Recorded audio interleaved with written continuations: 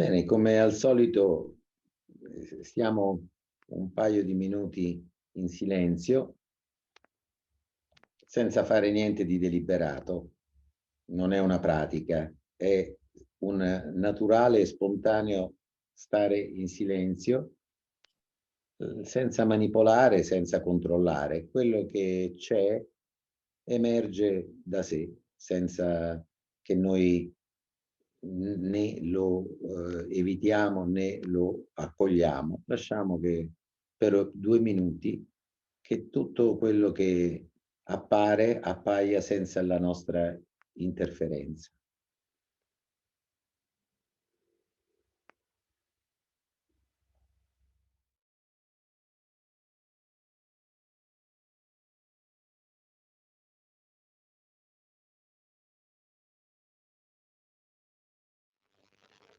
Va bene. Nella nostra vita noi affrontiamo le situazioni che di volta in volta si presentano in base a ciò che percepiamo, a ciò che facciamo e a ciò che sappiamo. Questo non è uno frigorifero, ma è il mio cane che... Buono, buono. Ora, soprattutto ciò che sappiamo ci aiuta molto ad affrontare le situazioni e a risolverle. Se però andiamo a investigare, Soy io, amore. a esplorare con più attenzione che cosa sappiamo, ci accorgiamo che non siamo mai sicuri veramente. Quindi ciò che sappiamo ha sempre un margine di incertezza e indeterminazione. Per esempio, prendiamo la vista, la percezione visiva. Noi vediamo dei colori. Ora, la scienza che investiga tutte queste cose ci dice che quello che vediamo in realtà non ha colori, che i colori che noi vediamo e che quindi conosciamo con evidenza, però sono una traduzione che fa il nostro sistema neurologico di qualcos'altro, e questo qualcos'altro viene descritto dalla scienza come delle onde elettromagnetiche di particolari frequenze che chiamiamo luce. Ora uno potrebbe concludere che, ok, noi vediamo i colori, ma conosciamo quello che c'è. In realtà non ci sono colori, ma ci sono delle onde elettromagnetiche. E nel concludere così, pensiamo di conoscere quello che c'è. Però, scusate, ma come ve la rappresentate un'onda elettromagnetica che non si vede? Ho chiaro, la scienza la può disegnare come un'onda con i picchi e le valli. Può anche stabilire delle cifre esatte che riguardano le frequenze o le lunghezze d'onda, ma queste cifre, questi numeri, questi disegni di onde non sono le onde elettromagnetiche, di nuovo sono una rappresentazione concettuale che facciamo noi di qualcosa che non riusciamo a conoscere, se non traducendolo, in questo caso mentalmente, in numeri e in forme. Quindi in realtà quello che vediamo noi non lo conosciamo. Possiamo approssimarci con i colori, che è la traduzione che fa percettiva, che fa il nostro sistema neurologico, o con altre forme più astratte di schemi, di pattern, di onde, di numeri, che sono anch'essi traduzioni della mente più o meno approssimative di quello che in realtà sta completamente al di fuori di quello che conosciamo. Quindi tutte le nostre conoscenze sono necessariamente indirette e approssimative. E allora, se volessimo farci delle domande fondamentali, perché poi ognuno di noi in qualche modo sente la necessità di sapere il più possibile che cos'è la realtà, chi sono io. Allora possiamo in qualche modo chiederci, partiamo dai fondamentali. Esiste per noi qualche certezza che sia evidente e indubitabile, incontrovertibile, innegabile? E beh, e qui c'è forse la più fondamentale delle domande, cioè la prima domanda che ci possiamo fare è questa: esiste qualcosa o non c'è assolutamente niente? E se ve la fate, credo che la risposta sia: è evidente che esiste qualcosa, è evidente che c'è qualcosa. E questo qualcosa che c'è gli diamo il nome di realtà, che è una parola che va a indicare tutto quello che c'è. Badate bene che quando noi ci poniamo questa prima fondamentale domanda, esiste qualcosa o non c'è niente, e rispondiamo sì, esiste qualcosa, questo non ci dice niente di che cos'è quello che esiste, capite? Questa è una certezza incontrovertibile per il fatto che appare qualcosa. Il fatto che appaia qualcosa ci dice che c'è innegabilmente qualcosa anziché niente, se no non apparirebbe niente. Ma non ci dice nulla su come è questo qualcosa, ovviamente. Su quello ci possiamo ingannare. Per fare un esempio, una metafora di questa cosa, se voi vedete in lontananza dell'acqua ed è un miraggio, va bene? Voi potete dire che appare qualcosa, ma se dite che appare dell'acqua, errate, perché in realtà lì non c'è acqua. Però non potete dire che non c'è niente, perché se vedete un miraggio vuol dire che qualcosa c'è, semplicemente non è come appare, ma quello che c'è, perché altrimenti non apparirebbe niente, neanche dell'acqua. Quindi l'acqua è una illusione che appare, nel senso che non c'è acqua. Ma se appare l'illusione dell'acqua, vuol dire che qualcosa c'è, anche se non so che cos'è. Ecco, nello stesso modo, quando noi diciamo sì, sono sicuro, è incontrovertibile che esiste qualcosa, perché qualcosa appare, non potete dire niente su come è, perché potrebbe apparire in modo completamente diverso da com'è, ma il fatto che appaia qualcosa ci dice che c'è qualcosa invece di niente. Questo qualcosa, come ho detto, lo chiamiamo in genere realtà, e che indica il tutto, tutto quello che c'è, tutto quello che esiste. Ora domandiamoci, ma perché sono così certo? Cioè, da dove mi viene questa evidenza indubitabile che c'è qualcosa, che appare qualcosa? Su che cosa si fonda questa mia certezza indubitabile? E la risposta è semplice, è perché qualcosa appare a me.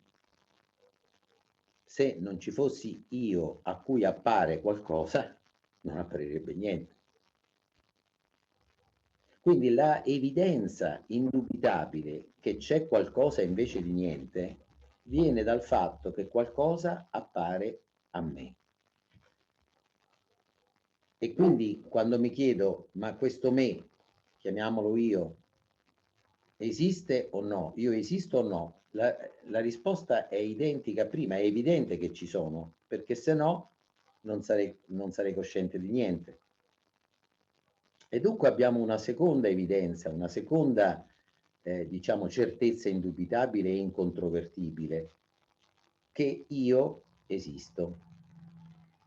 Però anche qui dobbiamo chiederci che cosa intendiamo in questo contesto quando diciamo io.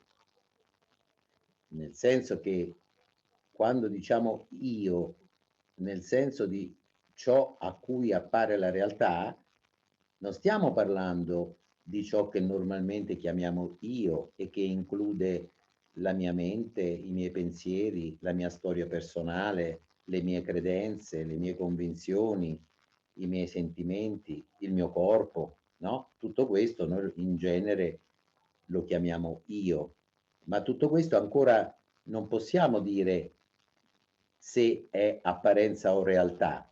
Per esempio, quando sogniamo e diciamo io dentro il sogno, abbiamo un corpo, abbiamo una mente che si aggira nel sogno e siamo convinti che quello sia il nostro io, ma quando ci svegliamo ci accorgiamo che non era quello il nostro vero io ero quello che stava sognando.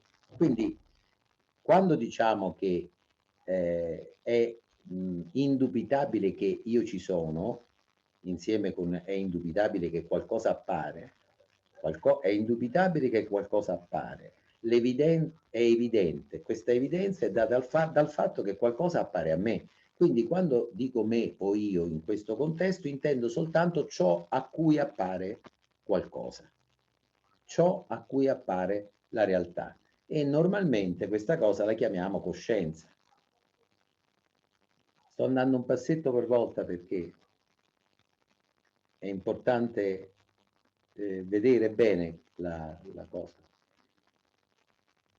Ora, quindi mantenendomi strettamente all'evidenza di ciò che è certo, che cosa intendo con questo io, con questo me? Potremmo dire che io sono l'esperire, cioè il fare esperienza in prima persona di ciò che appare, cioè della realtà. Ed è un esperire appunto chiamato normalmente coscienza. Ora, se teniamo presenti queste due evidenze indubitabili, che esiste la realtà ed esisto io, allora, siccome per definizione la realtà è tutto ciò che è, ovviamente io e la realtà non possiamo essere separati, perché io come coscienza non posso stare fuori del tutto.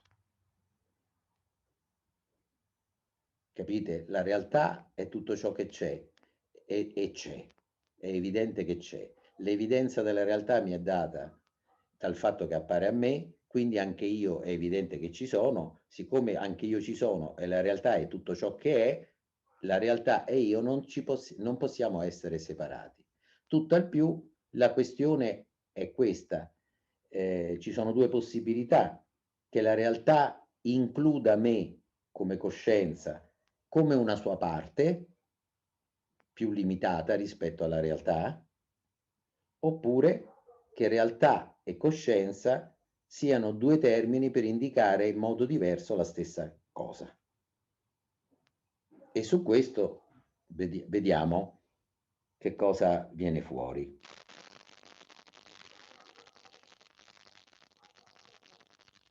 Quindi dobbiamo a questo punto introdurre una terza parola, che è esperienza.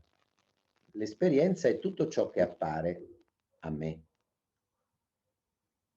Quindi l'unica evidenza indubitabile circa l'esistenza della realtà è che io, cioè la coscienza, ne ho esperienza. Quindi l'esperienza che cos'è? È l'apparire della realtà alla coscienza.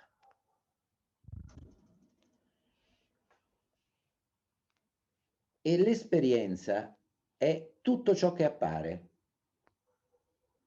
Niente può apparire fuori dell'esperienza. Potete udire un solo suono, sentire un solo odore o avere un solo pensiero che possa apparire al di fuori dell'esperienza? No, niente può apparire fuori dall'esperienza. Tutto ciò che, diciamo, qualcosa appare, cioè tutto ciò che è la realtà, in realtà appare nell'esperienza, a me. Dunque, non possiamo separare la realtà dall'esperienza, ovviamente, perché senza l'esperienza non apparirebbe niente. In questo senso, realtà e esperienza sono due nomi diversi per indicare la stessa cosa.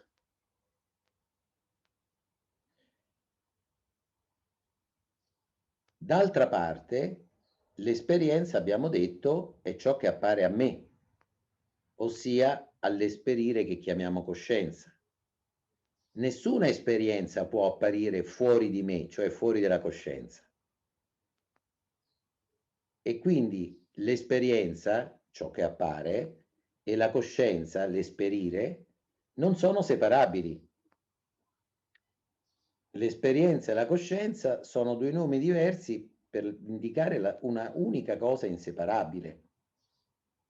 E allora, se la realtà non si può separare dall'esperienza e l'esperienza non si può separare dalla coscienza, cioè da me, allora realtà, esperienza, coscienza, io sono termini diversi per indicare un'unica cosa.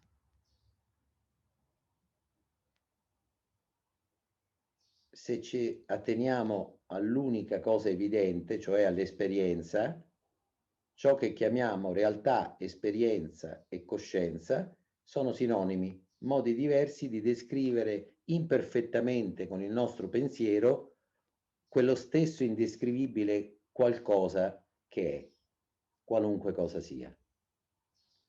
Allora, per rendere meno astratto tutto questo, vorrei suggerirvi, alcuni forse già gli è capitato di farlo, vorrei suggerirvi un piccolo esperimento che ho preso da Greg Goody, che è un esponente di non dualità della linea di Atmananda Krishna-Menon, che era stato un grande esponente di Vedanta del Novecento insieme con Nisargadatta e con Ramana Maharshi. Lui suggerisce un esperimento molto interessante che vi propongo di fare. Anche qui ci vuole un po' di pazienza, dovete osservare la vostra diretta esperienza ed essere onesti come scienziati e innocenti come bambini, cioè mentre la fate questo esperimento mettete da parte tutto quello che sapete e vedete invece quello che vi dice l'evidenza di questo esperimento. Allora, come prima cosa ci serve un oggetto, andrebbe benissimo un telefonino o un quaderno. Penso che la maggior parte di voi abbiano più un telefonino che un quaderno, quindi io adesso parlerò di telefonino, ma di cellulare però può essere anche un altro oggetto. Allora, ponetelo davanti a voi, appoggiato su un piano, può essere il tavolo o il pavimento. L'importante è che voi ce l'abbiate lì davanti e lo possiate guardare.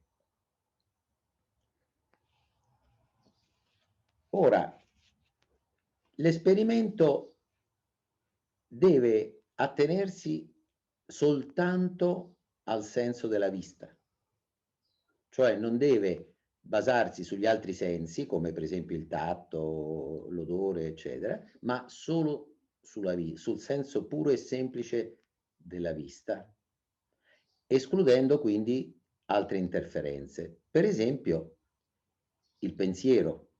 Voi lo guardate e per esempio il pensiero dice questo è un cellulare, no? Ma se voi chiudete gli occhi, quel cellulare non lo vedete più, ma il pensiero continua ad esserci. Quindi se il pensiero c'è sia quando vedete il cellulare, sia quando non lo vedete, vuol dire che il pensiero non ha niente a che fare col senso della vista e quindi non dategli retta. Se guardate quell'oggetto, il cellulare, prescindendo quindi dal pensiero, dal nome, eccetera. Nella vostra immediata esperienza, che cosa vedete? Beh, adesso non possiamo dialogare online più di tanto, quindi cercherò di seguire diciamo, il vostro progredire in questa esperienza. Alcuni dicono, se io prescindo da tutto e mi baso soltanto sul vedere, io vedo dei colori e delle forme. Un colore e una forma. Per esempio un rettangolo, che è il cellulare, che ha un certo colore, diverso dal colore del pavimento, del tavolo, eccetera. E una forma rettangolare. Io allora, riflettete un attimo, se io vi dessi una matita e dei colori e vi chiedessi di disegnare una casa, voi che cosa fareste?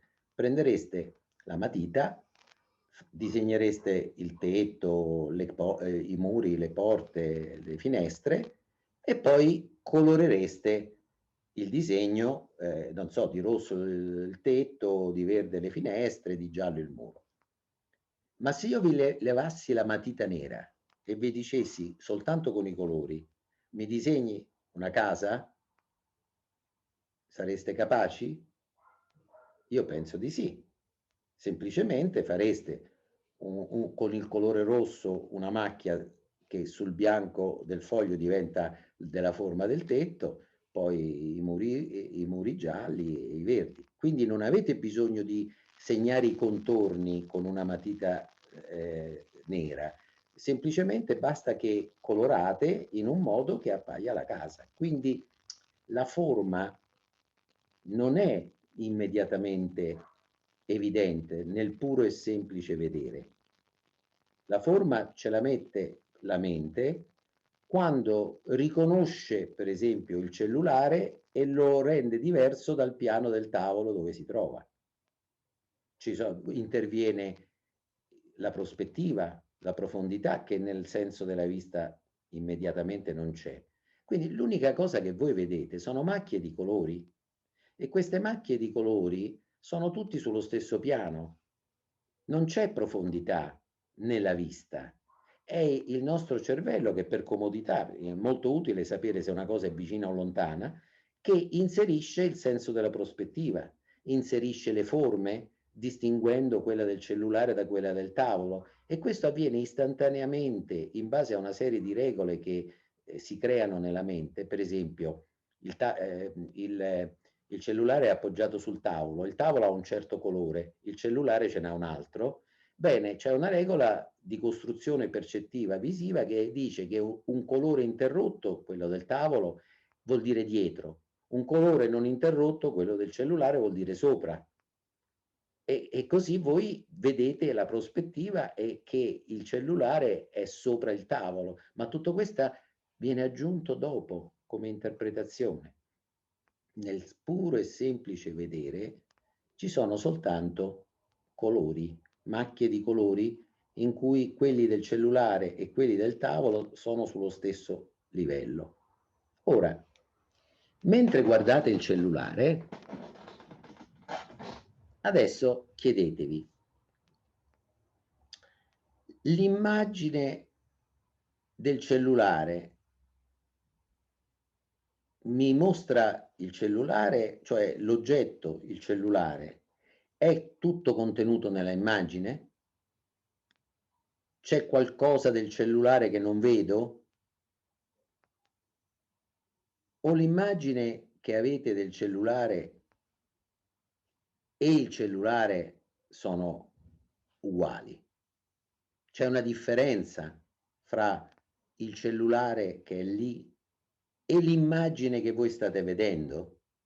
O sono la stessa cosa? Vi dico, vi dovete basare solo sul vedere, quindi non sul toccare, non sul pensare, ma solo sul vedere. C'è differenza, c'è separazione fra l'oggetto, il cellulare e l'immagine che vedete? Ovviamente l'immagine è il cellulare. dal punto di vista della vista. Non nasconde niente, non altera niente l'immagine rispetto all'oggetto. L'immagine e l'oggetto, dal punto di vista della vista, non c'è niente oltre l'immagine che potete vedere.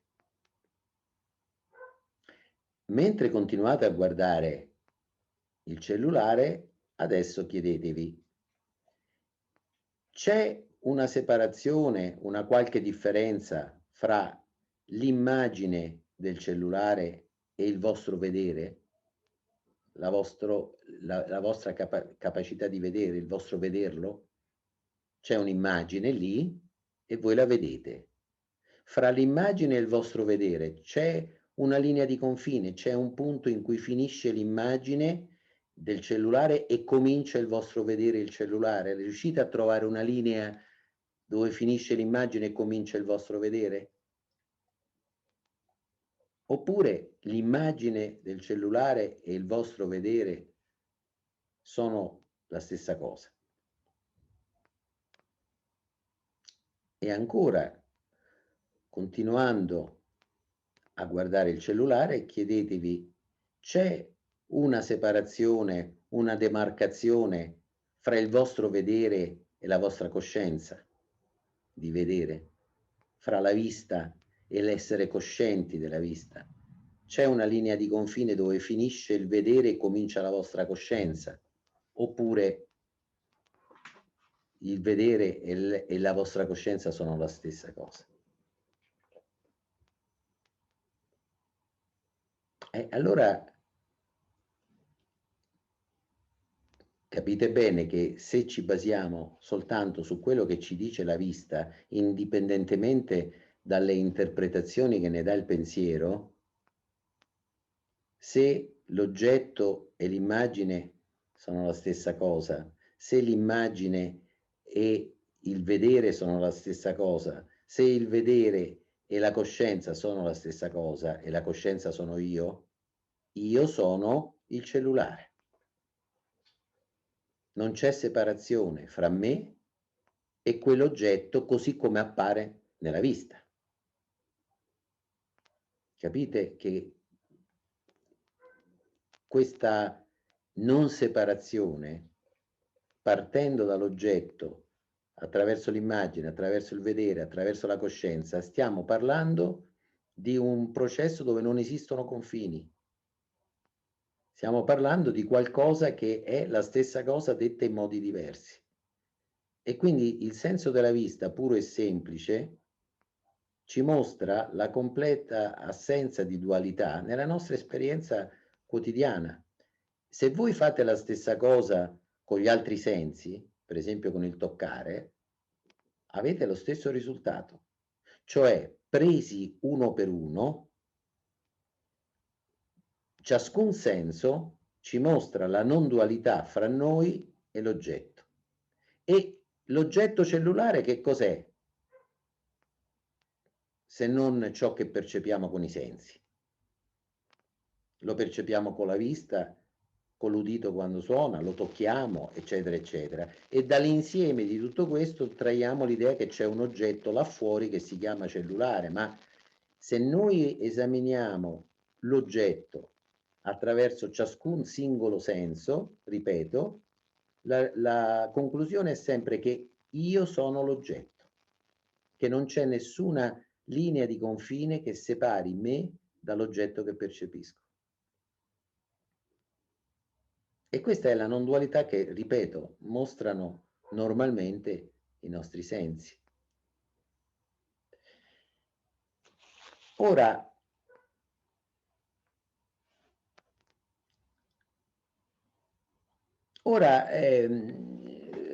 ritorniamo al discorso di prima, cioè l'io non è separabile dalla realtà, perché la realtà è tutto ciò che c'è e l'io c'è, ma il punto è se la coscienza è una parte della realtà o se coscienza e realtà non sono che due nomi per la stessa cosa. Ora, è chiaro che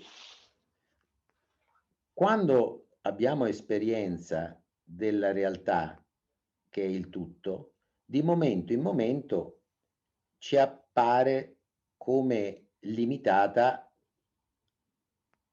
in molti sensi. Per esempio, noi un momento guardiamo un albero, un altro momento abbiamo una sensazione fisica, un altro momento abbiamo un pensiero, poi vediamo un'automobile che passa. Ora, ognuna di queste percezioni noi ci sembra limitata rispetto alla totalità del reale. È chiaro che noi diciamo: "Ma un albero che vedo non è tutta la realtà.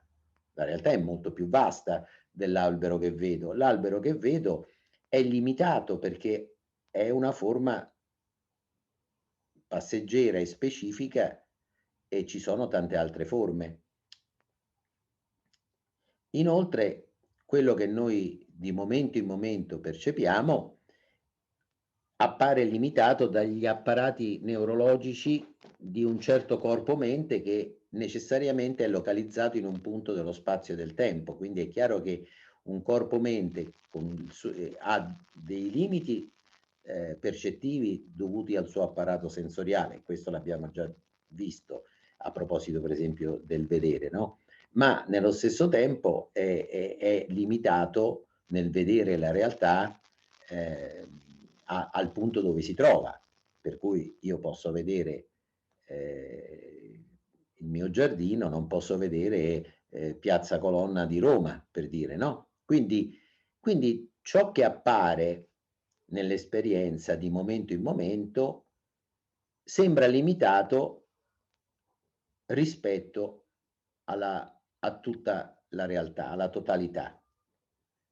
Però queste apparenti limitazioni non riguardano la coscienza, riguardano soltanto i contenuti di cui siamo coscienti, non riguardano il fatto puro e semplice di essere coscienti, capite? Un conto è ciò di cui sono cosciente, per esempio un determinato albero che vedo in un determinato momento, e un conto invece è il fatto di essere cosciente, questa luce che illumina tutte le forme che appaiono. La coscienza come il fatto di essere cosciente è potenzialmente infinita, perché è capace di accogliere tutte le forme che si presentano. Quindi la coscienza può essere cosciente di infiniti contenuti, così come la realtà può apparire in infinite forme diverse.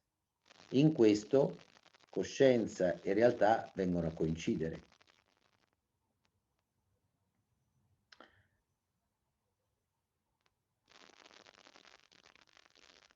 E quindi anche ritenere che le esperienze apparentemente limitate che appaiono nella coscienza, dire che queste esperienze sono soltanto aspetti parziali della realtà, non è del tutto esatto. Perché? Perché intanto nella realtà non ci sono reali separazioni e in secondo luogo la realtà di per sé, come tutto, non ha una forma specifica. E proprio per questo può assumere di momento in momento tutte le forme che vediamo. Quindi il punto è che noi potremmo dire che quello che noi percepiamo nei limiti di questo corpo-mente che si trova in questo punto, che ha questi limiti sensoriali e che di momento in momento percepiamo una forma specifica, limitata, sarebbe limitata nel senso che è una parte di una forma più grande, ma la realtà come tutto non ha forma e di volta in volta appare come l'unico modo in cui può apparire è attraverso forme apparentemente limitate, ma non voglio dire, non c'è una forma limitata che io percepisco che è limitata perché fa parte di una forma più grande. è l'unica forma che la realtà sta assumendo in questo momento, che il tutto sta assumendo in questo momento. Ecco,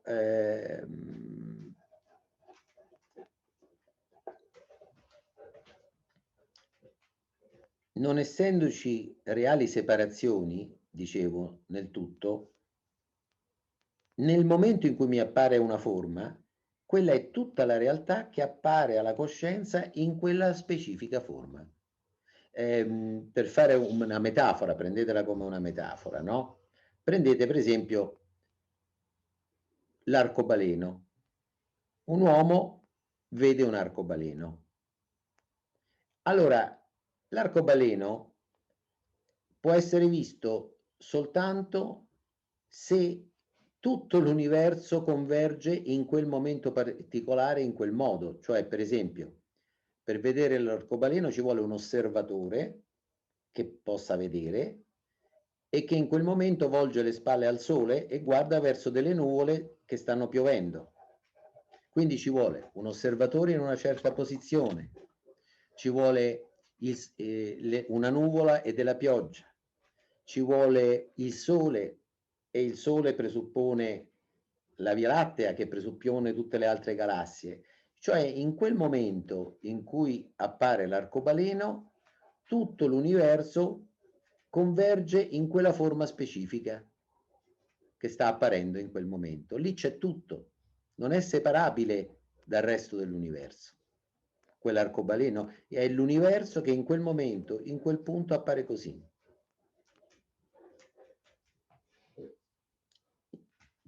E in quel momento l'arcobaleno è l'unica forma in cui può apparire la realtà che di per sé non ha forme specifiche.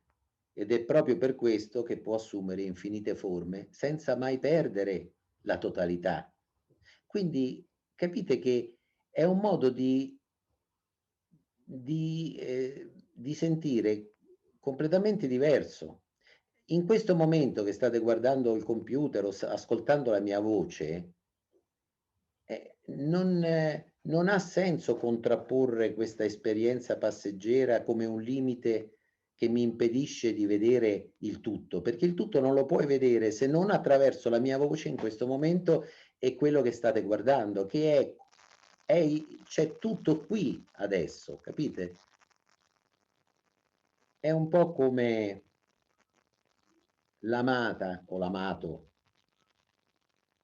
quando tu percepisci l'amata, la puoi percepire in tanti modi diversi, per esempio con un bacio, quando la baci la percepisci in un modo, quando invece la abbracci in un altro, quando ci fai l'amore in un altro ancora, quando la vedi sorridere ai raggi del sole verso di te e ti inonda la sua bellezza in un altro modo ancora. Sono tutti modi diversi, ma sono limitati? Potresti dire che quando tu abbracci l'amata o quando tu la guardi e lei ti sorride sono modi parziali? L'amata è sempre tutta lì, sia che tu la baci, sia che tu ci fai l'amore, sia che tu la guardi, capite? Perché la percezione può cogliere solo aspetti particolari, ma l'amore coglie sempre l'intero e questo intero comprende anche te. Bene, io direi che passiamo alla parte del dialogo. Caro Alessandro, ciao. Ciao Mauro. E sono colpito dalle tue parole perché stavo pensando, anni fa io facevo Aikido e una frase misteriosa di Ueshiba, che è colui che ha fatto l'Aikido, no? Che veniva anche un po' preso in giro, era io sono l'universo. E oggi mi è più chiaro questo fatto. È chiaro anche che la nostra esperienza poi, come dici tu, no? Appare limitata. Oggi, per esempio, ho perso un paio di occhiali. E io ero molto, cioè sono ancora frustrato, no? E tante volte dico, caspita, ma forse, sai, io credo che noi associamo un po' la coscienza all'aspetto del controllo. Perché mi sono detto, caspita, ma cos'è che sto facendo tutto questo percorso di attenzione, di no? Poi alla fine perdo gli occhiali che ce li avevo appoggiati qua sulla maglia, me la sono tolta, a un certo punto sono scomparsi. Caspita, è proprio un apparire e uno scomparire. E ancora adesso non me ne capacitano, cioè, ma sono scomparsi nel nulla, cioè, e quindi non è una vera, mi è stimolato più una riflessione, no? Cioè questo apparire delle cose mi colpisce perché questo apparire, tu dici in qualche modo, è l'apparire di me, in qualche modo, no? Ma anche questo scomparire. Infatti oggi questa cosa mi ha turbato perché nello scomparire di questo oggetto ho anche pensato, cioè mi sono sentito frustrato, ho pensato tante volte quando perdi una cosa, ma anche perdi un amore, no? Quella sensazione anche così, di impotenza, no? E quindi niente, non è proprio una vera domanda, mi colpisce questa cosa qua. Forse la domanda che ti posso fare è sempre il buon Isargadata che dice la differenza tra lui e noi, diciamo così, è che noi viviamo in tanti mondi e lui vive nel mondo, no? E questo mi fa pensare, l'ultima cosa che ti dico, poi ti lascio, proprio in queste camminate che ultimamente sto facendo perché devo dimagrire, eccetera, no? Quindi sono quasi costretto, cioè osservavo veramente, mi ha colpito una volta una nuvola di moscerini, no? E dentro me dicevo, caspita, ma ognuno di loro, pensa a te, cioè è attento a quello che fa, cioè non è che dice sono un moscerino, cioè la mia vita è inutile, sono un moscerino, no? E mi colpiva questa cosa perché diceva, caspita, dal suo punto di vista io non esisto neanche, cioè non esiste, non esiste il mio mondo, non esiste la strada, cioè vive la vita del moscerino. E quindi mi incuriosisce questa cosa perché dal suo punto di vista lui vede un'altra realtà, cioè vede la stessa, le stesse forme, ma in qualche modo è un altro universo.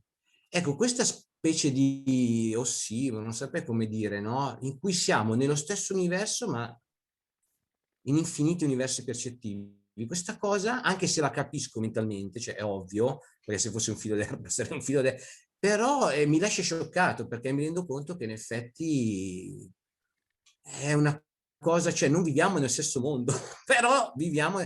L'ultima cosa che ti dico, per esempio, in questo periodo mi tocca di parlare anche con dei colleghi, no, delle situazioni che dicevo l'altra volta, adesso non voglio entrare, e mi rendo conto che ci sono delle persone che hanno la percezione del mondo, dell'attualità, delle cose che accadono, completamente diversa dalla mia, cioè proprio noto una specie di realtà parallela. Come una volta c'era il film Ai confini della realtà, no? Un mondo.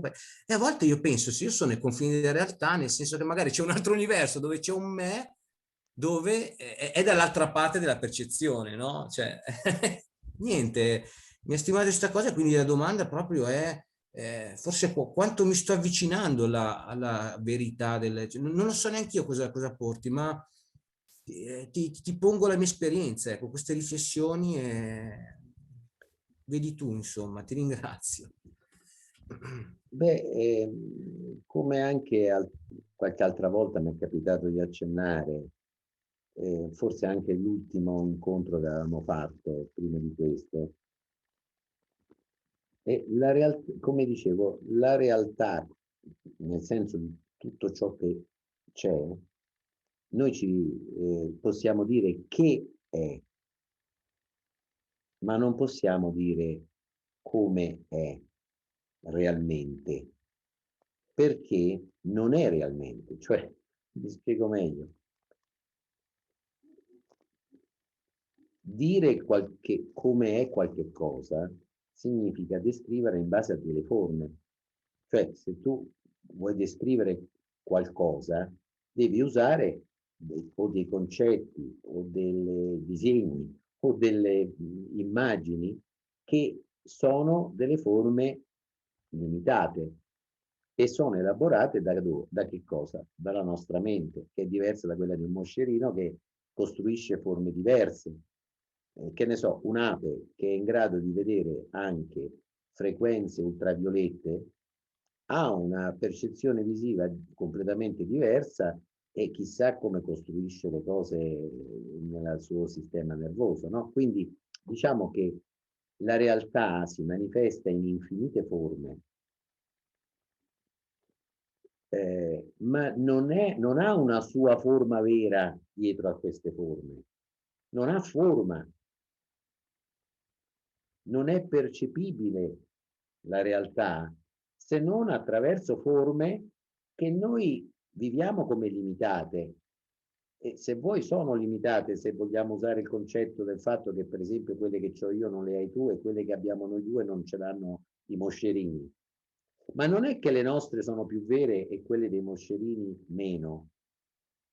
E anche il concetto di dire che tutto ciò che noi vediamo come realtà è illusione, va bene? Va inteso perché è un concetto quello di illusione che ha senso se contrapposto a ciò che non è illusorio, cioè alla realtà. Cioè l'illusione sembra essere l'opposto della realtà. Un conto è la realtà e un conto è l'illusione. Allora, dire che tutto questo percezione che noi abbiamo delle cose è illusoria, corre il rischio di pensare che invece la vera realtà ha una forma diversa, mentre, come dicevo, la vera realtà non ha forma e proprio per questo, così come lo specchio non ha una figura, e proprio perché è vuoto di ogni figura, lo specchio può riflettere tutto. Così la realtà, proprio perché non ha forma, può assumere tutte le forme. Ma questo però allora ci dice che tutte le forme che assume sono vere. Quella nostra, quella mia, quella tua, quella dei moscerini, nel senso che sono come si manifesta la realtà in quella circostanza, in quel modo, capito? Quindi il concetto di illusione, quando si parla del fatto che la realtà che vediamo è tutta un'illusione rispetto all'assoluto, va bene? Va inteso semplicemente per dire che non si esaurisce tutto nelle forme che vediamo, che queste forme che vediamo sono il film proiettato su uno schermo che non ha immagini o, o sono il film che vediamo nello schermo del computer, il quale schermo non ha immagini sue fisse, ma può assumere tutte le forme del film. Allora, ecco, il concetto di illusorietà spesso porta a pensare che tu ti devi liberare di tutte le forme e finalmente arrivare a percepire questa realtà assoluta che poi uno si deve, in qualche modo se la deve immaginare come luce, come Dio, come eccetera, e quindi già di nuovo assume nuove forme, no? E invece il punto è che non è che occorre lasciare queste forme per arrivare in una dimensione dove non c'è niente. Il niente è qua, insieme con le forme, così come quando vedi lo schermo, il film nello lo schermo continua a essere lì, immobile, mentre il film mostra tutte le sue forme e sono la stessa cosa, non sono separabili. Quindi il concetto di illusorietà a volte può aiutare solo per capire che rispetto alla realtà del tutto, la realtà del tutto rispetto alle forme non ha forma, non è una forma diversa che noi non conosciamo e che un giorno conosceremo, ma non ha forma e proprio per questo è tutte le forme. E allora quando arrivi a pensare che è tutte le forme, allora tutte le forme diventano reali perché sono come appare la realtà. Questo credo che sia stato per esempio molto sottolineato in certe forme di buddismo mahayana, quando si parla per esempio nel Sutra del Cuore si dice la forma è vuoto e il vuoto è forma. La forma non è diversa dal vuoto, il vuoto non è diverso dalla forma. Vuoto è forma, forma è vuoto. Non si butta via niente, capisci? Ma Però, dico però questa poi, cosa qua perché un po' per concludere da quello che ho capito, no? È come se ascoltando stasera, ma anche tutte le altre volte così, no? La sintesi che cerco di fare è questo: è come se noi dovessimo andare un po' indietro e osservare il momento in cui qualcosa di noi, che noi chiamiamo mente, no? Incomincia a dare delle spiegazioni. Cioè io vedo emozioni e mi dico, penserà così, sarà così. Ecco, quello è già un qualcosa di pensato. Allora è come se tu mi spingessi, parlo per me, no? Tutti quanti, a fare un passo indietro, cioè a fermarmi ancora prima che ci sia un processo e iniziare a notare questo processo in cui io inizio a costruire la realtà. Ok, quindi comincio a farmi le domande, ma se questo è... Quindi è stare ancora un passo indietro e a stare lì per come sono le cose, per come appaiono e rendermi conto di questo lavorio dentro che inizio a dire, ah, questo è così, questo ha una forma, è in questo senso. Non so se mi spiega, è come se mi invitassi proprio a vedere l'inizio di questo processo in me, no? E quindi a Sì. non dare forma neanche a quello che in me prende forma, ecco, se vogliamo dire. No, quello sicuramente è una cosa interessante da fare, cioè è bello scoprire come le nostre percezioni, no, siano nello stato nascente. Quando, eh, quando l'attenzione non si focalizza più sugli oggetti, sul pensiero, su una cosa da vedere, un suono, una sensazione fisica, no? L'attenzione va verso l'oggetto e si focalizza sull'oggetto. Quando l'attenzione non fa più questo, l'attenzione sparisce e e la coscienza si rivela nella sua spaziosità infinita quando non mette a fuoco niente. Ecco, però questo è comunque un'esperienza. Quindi il punto è che non è neanche necessario sospendere il pensiero, perché che ci sia il pensiero o che non ci sia il pensiero, dal punto di vista di quello che dicevo prima, il pensiero è la forma che sta assumendo in questo momento il tutto, che è tutto qui come l'amante, è tutto qui anche solo quando gli carezzi la testa o quando la guardi o quando la baci. Sono tutti modi parziali di rapportarsi, di percepire, ma quella tua amante è sempre lì, l'amata è sempre lì tutta intera. Ecco, questo, se questo diventa evidente, non è necessario fermare il pensiero, capisci? E credo che a volte la meraviglia di cui prima parlavi, dicevi eri stupito, gli occhiali c'erano, ma non ci sono più, i moscerini, ma cioè i momenti di meraviglia hanno la grande capacità di spalancare qualcosa. E quindi è bello quando vengono accoglierli e lasciarsi aprire da questi momenti. Mm. Grazie Mauro, grazie di cuore. Maria Laura vuole fare una domanda, vuole intervenire. Eccomi, mi sentite? Sì, ti sento. Ciao Maria Laura. Ciao, allora vabbè, prima di tutto ringraziamenti perché io devo dire quando partecipo a questi incontri mi sento tanto leggera e Che bello. felice. Quindi grazie Mauro e un ringraziamento speciale anche alle persone che partecipano a questi satsang perché devo dire che mi sto veramente affezionando e sento delle domande e dei commenti veramente molto molto stimolanti. Tra l'altro all'ultimo incontro io non c'ero, però ho sentito poi la registrazione, quindi anche tutte le domande, dialoghi, risposte, eccetera. Quindi grazie a tutti, io veramente provo affetto per questo spazio, ci tengo a dirlo. Poi no, ero incuriosita da questa cosa che dicevi, Mauro, insomma, con un discorso diciamo abbastanza complesso, però che io così ho compreso come ho riassunto, diciamo, dentro di me come un po' la coincidenza dell'uno col tutto, cioè della piccola cosa con tutto l'universo, e la coincidenza un po' degli opposti. E a questo proposito mi sorge una domanda, mi sorge una considerazione e una domanda. La considerazione è che se in ogni cosa c'è tutto, allora mi viene spontaneo un po' un senso di delicatezza verso le cose, un senso di cura, di delicatezza.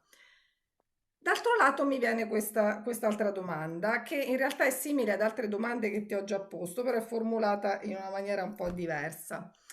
Ehm, Mi capita, certe volte somministro dei test per lavoro e c'è una domanda che pongo ai ragazzi, ai bambini, che è di comprensione verbale, che è che cos'è, in che cosa si assomigliano vendetta e perdono? È una domanda secondo me interessantissima. E la vorrei porre a te, Mauro, questa domanda. Beh, devo dire che io, per fortuna mia, diciamo probabilmente di carattere,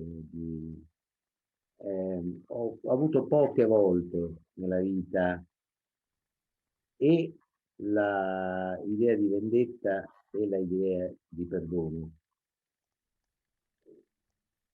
Perché l'idea di perdono comunque presuppone che ci sia qualcuno che mi ha fatto del male e che io lo devo perdonare. Cioè, no, non voglio essere insensibile su queste cose, quindi sto parlando di fenomeni naturali, cioè la persona che riceve un'umiliazione, una prevaricazione, perché vendetta, no? Fa pensare, la vendetta è un piatto che si serve freddo, è arrivato Sartana, la vendetta, cioè, allora il vendicatore sembra sempre che è un disgraziato, un delinquente, un criminale. No, invece, ovviamente, i pensieri di vendetta, adesso gliela faccio vedere io, ma fatto così e mo faccio così, credo che sia molto, molto diffuso e perlomeno come pensiero. Poi dopo la vendetta è quando uno poi questa cosa la mette in atto. Quindi è ovvio che anche io mi è capitato, mi può capitare che se qualcuno mi pesta i piedi in un certo modo, mi viene automatico il pensiero, adesso gliela faccio vedere, faccio così, no? Per dire. Però la vendetta è una parola forte, no? La vendetta fa pensare al fatto che in molti casi, quando una cosa è ripetuta, un'umiliazione per esempio è ripetuta, una frustrazione è ripetuta, eccetera, si proprio matura dentro una persona un livore che poi diventa rivalsa, perché se io mi vendico, mi sono vendicato, ho ristabilito l'equilibrio, mentre adesso io sto sotto e quello che mi sta prevaricando sta sopra. Quindi c'è, il perdono è ancora una questione di maggiore sensibilità. Spesso nei mass media abbiamo sempre che si chiedono, ma quel serial killer che ha ammazzato il figlio di quelle persone, oppure quelli che hanno fatto un incidente e è morto, i genitori lo perdoneranno, non lo perdoneranno, eccetera, eccetera, come se la questione fondamentale fosse perdonare o non perdonare. Alcuni dicono non ci riesco e altri dicono invece lo perdono. Ecco, però, così come già altre volte ti ho, credo anche a te, detto, se si affaccia la percezione che siamo tutti barche e uomini, cioè che non esiste in realtà un io separato in ciascun corpo-mente, esiste un io costruito dal corpo e dalla mente, ma è una costruzione della mente questo io, che non c'è un io separato che abita il corpo e la mente, e allora a quel punto che c'hai da vendicarti, che c'hai da perdonare. Cioè, se mi è venuta addosso una barca vuota perché si è liberata dagli ormeggi, chi devo perdonare? Posso essere seccato che mi è venuto addosso, ma non è che devo perdonare qualcuno, né mi posso vendicare. Su chi mi vendico se non c'è nessuno nella barca. Allora, naturalmente anche ci vuole qualcuno, un io separato, che decida cioè per vendicarsi o per perdonare ci devo essere io, no? Ecco. Quindi diciamo che in situazioni di qualcuno che ti pesta i piedi o ti prevarica, è possibile da un lato magari avere un piccolo moto di dire adesso gliela faccio vedere io, ma in genere se succede questo, eh, a me ti faccio un esempio. Tanti anni fa, un'altra vita, mi capitò che una persona mi aveva chiesto in prestito una cosa e poi non me la ridava più. Una cosa, insomma, era una cosa che mi serviva anche per lavoro, per cose. Vabbè, non era una cosa, era una registrazione di un'intervista, insomma, era una cosa. Allora, questa persona, niente, non si faceva più vedere né sentire, io telefonavo, questa persona mi diceva sì, sì, adesso è, e non me la ridava mai. Addirittura mi aveva dato l'ultima volta un appuntamento in un certo posto, sono andato e non si è presentato. Allora, a questo punto io ero giovane, ho detto, ok, io la do per persa questa cosa e non lo cerco più, ma se l'incontro gliene dico 4.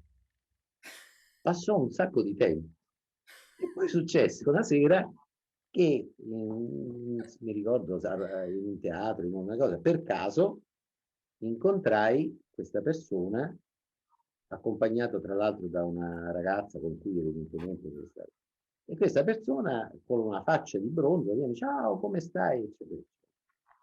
E io gli dissi, io con i buffoni non ci parlo e me ne sono andato. E mi sono vendicato quella volta. E però dopo il trionfo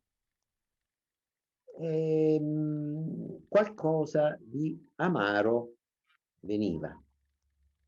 Qualcosa di amaro veniva perché io avevo umiliato questa persona di fronte ad altre persone. Questo era troppo, quella era una questione che riguardava noi due. Avrei potuto, se non mi fossi voluto vendicare, dire a quella persona, senti, vieni che ti devo dire una cosa, e poi a quattro occhi digli sei un buffone. Invece fatto così platealmente di fronte a quella ragazza con cui stava e a altre persone con cui stavo io, è stata qualcosa che poi dentro non mi faceva star bene. E in fondo era umiliare, oppure insomma, come si dice, no? Fare bene. Quindi quando uno ti pesta i piedi, quella volta fu un grande, mi aiutò molto perché poi non mi è più successo di fare così. Non mi è più successo dopo quella volta. Non significa che uno non faccia valere il suo buon diritto, non significa che uno non dica francamente in faccia a una persona se quella persona si è comportata male. Questo non è vendicarsi, questo è sostenere la verità e il proprio buon diritto. Non è lottare per ottenere qualcosa che ti è dovuto. Tutto questo non è vendicarsi. Vendicarsi è no? Volere che quella persona venga in qualche modo e invece non è necessario, anzi si ha molto più forza nel rapportarsi in una maniera ferma ma non necessaria, ma non è una cosa volontaria, sto dicendo solo che facendo in quel modo quella volta, essendomi vendicato, poi non mi sono sentito bene. Per fortuna dopo anni abbiamo rifatto pace. Ecco, e perdonare non ci riesco proprio, sinceramente, almeno finora non me, cioè da piccolo sì, da ragazzino, ma non mi sembra necessario, cioè non mi sembra, cioè mi sembra che perdonare sia la correzione di un errore precedente, che è quello di condannare. mentre se certo, se uno appunto mi fa del male, insomma, non è che non soffro, non è che non mi arrabbio magari, no? Ma mi arrabbio, però non me la sento di accusare una barca vuota, insomma, non riesco a trovare nessuno con cui da perdonare, capito? Quella persona se l'ha fatto, non aveva scelta, non abbiamo scelta, quindi non abbiamo neanche scelta se perdonare o no, se vendicarci o no. Cioè, Esatto, sono esatto. fenomeni che avvengono, però devo dire che quando si parla di perdono, il perdono può essere un percorso interiore molto, molto, molto interessante. Cioè, se veramente una persona ti ha fatto del male, ma veramente tanto, e tu dici io non riesco a perdonare quella persona, il primo a soffrire sei tu. Cioè è come una contrazione interna che non riesci a darti pace, perché non riuscire a perdonare quella persona, e io non lo so, è come che nella realtà c'è un buco. È simile a un lutto. Quando muore una persona cara, uno sente che non è più un cerchio completo, c'è un buco, no? Mhm. Ecco, allora, quando c'è una contrazione forte di non riuscire a perdonare quella persona, vuol dire non riuscire a essere liberi da quel dolore. E spesso è quello il problema, Mhm. che se uno non si libera dal dolore che gli è stato inflitto, non può perdonare. Cioè, liberarsi non vuol dire ovviamente che rimuoverlo, vuol dire decontrarre intorno a quella sofferenza, quel grumo che poi si getta tutto contro la persona che non riesce a perdonare. Se non riesci a perdonare quella persona, dentro di te c'è qualcosa che non riesci a sciogliere. Ecco perché le persone soffrono anche per questo. E allora il processo di arrivare gradualmente al perdono è un processo di risanamento di una ferita interiore. E quando una persona dice lo perdono, probabilmente questo vuol dire qualcosa di più che non il discorso della barca, cioè vuol dire lo perdono, vuol dire finalmente lascio andare la mia sofferenza e la sua e posso Mhm. riaprirmi al fluire della vita così com'è. Quindi il percorso del perdono può essere veramente una mano santa per riuscire a sorridere di nuovo alla vita, quando altrimenti c'è sempre qualcosa che rimane ferito. No? Grazie Mauro, mi hai dato una risposta bellissima. E volevo dire un'altra cosa, posso? Dai, certo. A proposito di quello che diceva Alessandro sulla scomparsa degli oggetti, a parte, vabbè, io ne perdo tantissimi e quasi sempre li ritrovo, quindi Eh, dolore e gioia, diciamo. Quindi questo fenomeno delle comparire, apparire e scomparire gli oggetti mi è chiaro. Però ancora più stupore provo nella comparsa e nella scomparsa delle persone. ah, Adesso che non sono più troppo giovane, diciamo, mi capita di vedere persone dopo 20 anni, dopo 30 anni, come te pure Mauro, no? Che sì. ti ho rincontrato dopo forse 20 anni. E quindi le persone che appaiono e scompaiono e poi ricompaiono e vabbè, poi possono anche scomparire per sempre naturalmente, però questo è per me una gioia, devo dire la verità, per me è una gioia, volevo dire questo. Che Cioè questo scompaiono e andare poi e questo ricompaiono. venire, Eh? questo andare e venire, capito? Questo andare e venire, in alcuni momenti mi può apparire anche angoscioso, insomma, in alcuni casi se c'è una perdita, non so se c'è una morte o se c'è una rottura, una lite, non lo so. Però in generale mi sembra che questo comparire e scomparire degli oggetti e delle persone, io non so, io la vivo come una vivacità, capito? Volevo dire questo e basta. E in fondo è come un nascondino. Esatto, esatto.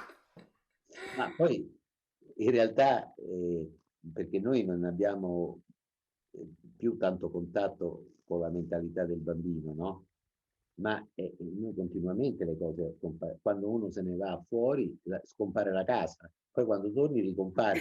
Noi Esatto. diciamo la casa c'è anche se vado fuori, quando io tornerò a casa e trovo la casa, eccetera. Quindi è tutto già inserito in una buona descrizione, una mappa.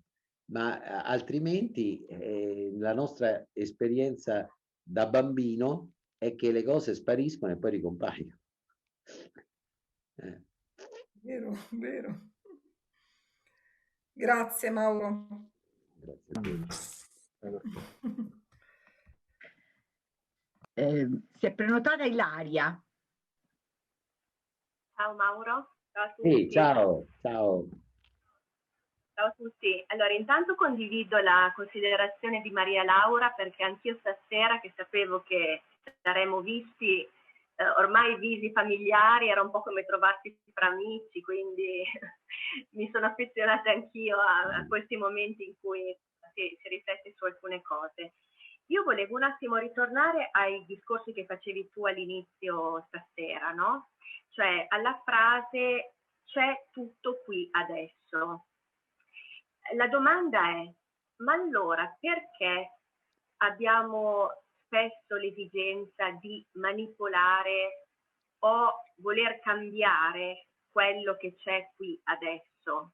Parlo per me, per esempio, parlo al plurale, ma perché mi sembra che ci sia un'insoddisfazione di base, magari di fronte a una certa situazione, ma anche semplicemente a un luogo, e io spesso avverto il desiderio di cambiare scenario, cioè non so, di voler essere al mare, che non è quello che c'è qui adesso, anche se questa frase in qualche misura mi dà molta pace, cioè la pace del "c'è qui tutto adesso", cioè mi dà la pace di dire è tutto quello che c'è e va bene così. Cioè, è come se mi arrivasse questo concetto di appunto pienezza. Quando invece però non penso a questa accezione, ma mi guardo attorno, è come se subentrasse invece una sorta di appunto volontà di cambiare, di voler che accadesse qualcosa diverso da così com'è, perché a mio avviso non va bene, perché potrebbe essere meglio, perché appunto ci potrebbe essere il mare, perché cioè, da cose più o meno importanti, no? Quindi questa esigenza, sì, questa spinta di fatto secondo me è insoddisfazione o anche un po' credere di voler aggiustare le cose secondo il proprio modo, che appunto si controbilancia con invece la pace di dire c'è tutto qui adesso. Però è qualcosa che appunto è forse poco comprensibile intellettualmente, cioè si capisce poco con la mente, ma è più una sensazione che arriva da qualche altra parte, non lo so. No, non è che poco comprensibile, proprio è incomprensibile alla mente. Cioè la mente, che poi è il nostro io che si crede separato, che è identificato soltanto con questo corpo e questa mente, crede di stare lì dentro, per il nostro io, per la nostra mente, è incomprensibile. E infatti non si può comprendere perché, come dicevo prima, la comprensione ha bisogno di forme limitate, mentre quando si dice è tutto qui, noi stiamo indicando un tutto infinito senza forma e contemporaneamente che appare come quello che c'è adesso. E quello che c'è adesso non necessariamente ci piace.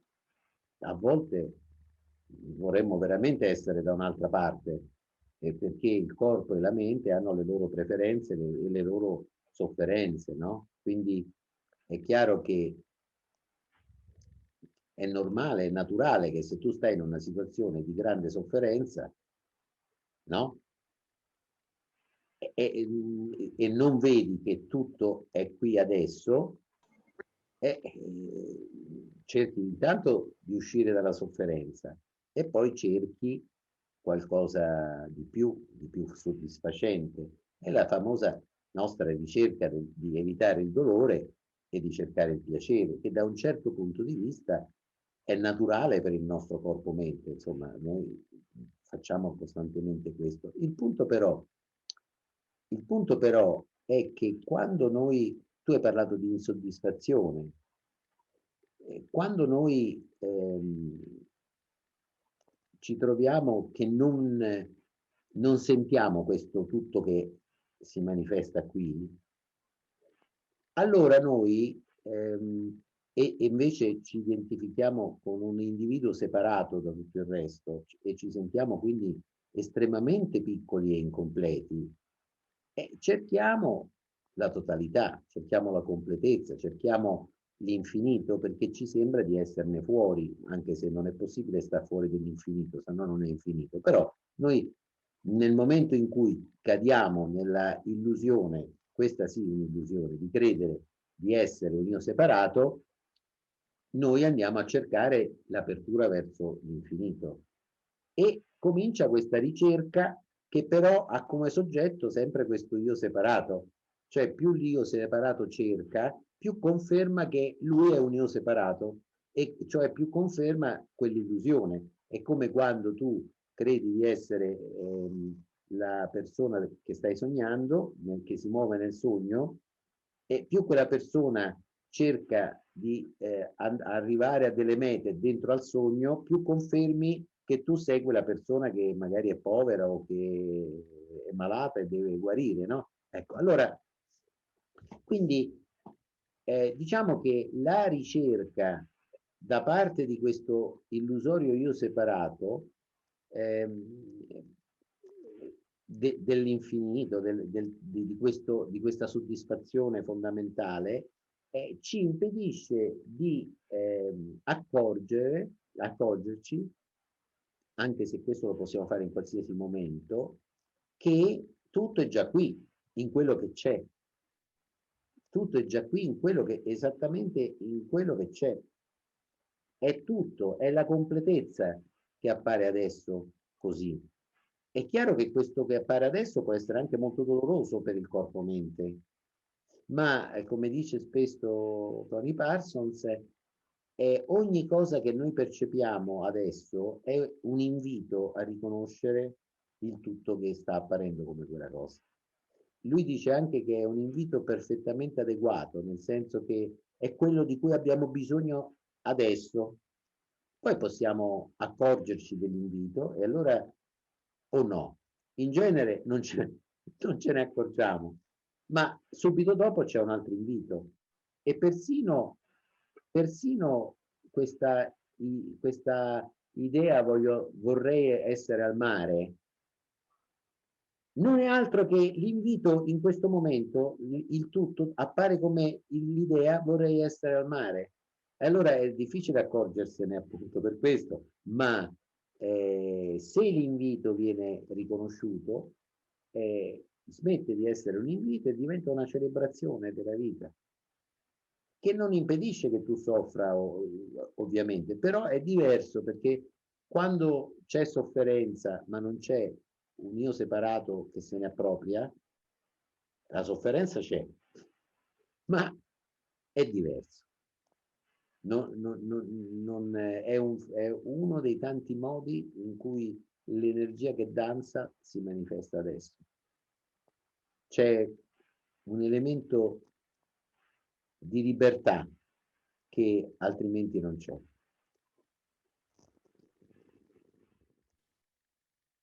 Eccomi, ciao Mauro. Ciao Alessandra. Ciao, grazie di tutto intanto. Una volta mi pare tu abbia detto che, e mi piacerebbe che mi spiegassi ulteriormente, che l'io separato conosce già, nel suo profondo, ha già la sensazione conosce la sua illusorietà. E anche un'altra cosa che comunque in noi rimane un ricordo molto lontano di questa libertà di cui si parlava prima. Ecco, mi piacerebbe sentire ancora qualcosa su questo. Beh, è chiaro che nel momento in cui questa costruzione mentale, perché in qualche modo, per esempio, noi ci viviamo come un io individuale dentro il corpo e la mente. Per esempio, non ci viviamo come un io individuale fuori del corpo e della mente, no? Voglio dire che se voi osservate il vostro corpo, voi siete la coscienza in cui appare il corpo, no? Quindi se voi osservate il corpo, è la vostra coscienza che sta nel corpo o è il corpo che appare nella coscienza? Ugualmente quando osservate i pensieri che chiamiamo mente, no?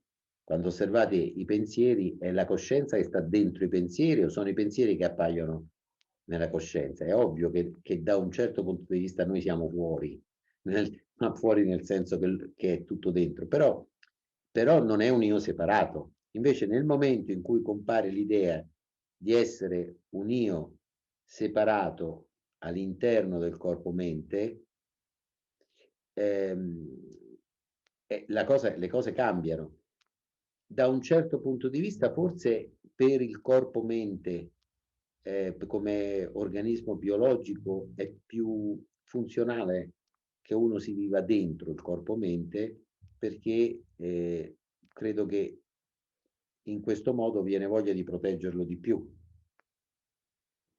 L'organismo deve, per sopravvivere, per espandersi, per vivere, ha bisogno di essere protetto, soprattutto per quello che riguarda l'involucro, la pelle o la membrana cellulare, quello che sia, perché è quello che tiene insieme quei processi di autopoiesi che rendono continua il processo vitale.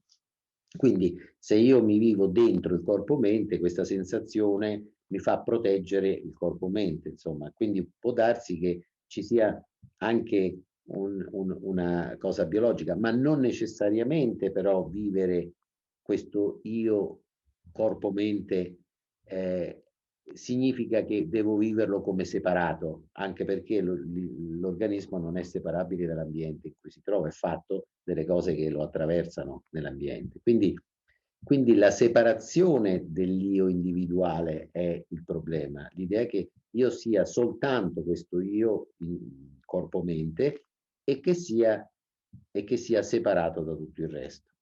E allora è chiaro che da questo punto di vista mi seguirà come un'ombra questo senso di incompletezza. Però come appunto tu hai accennato, come dico spesso, il senso di incompletezza ce lo posso avere soltanto se so che cos'è la completezza. Cioè, io faccio a volte l'esempio ipotetico, assurdo, di una persona nata e vissuta in una stanza senza porte né finestre. Questa persona non si sentirà prigioniera perché per lei quello è tutto l'universo. E quando comincia a vedere un buco, una crepa e ci mette l'occhio, comincia a vedere altre cose oltre il muro, che allora comincerà a sentirsi prigioniera. Allora, se noi proviamo un senso di incompletezza, di finitezza e cerchiamo l'infinito, vuol dire che dentro di noi sappiamo che cos'è l'infinito, sappiamo che cos'è la completezza, ma lo sappiamo in un modo spesso inconsapevole. E quello che emerge è soltanto questo senso di incompletezza.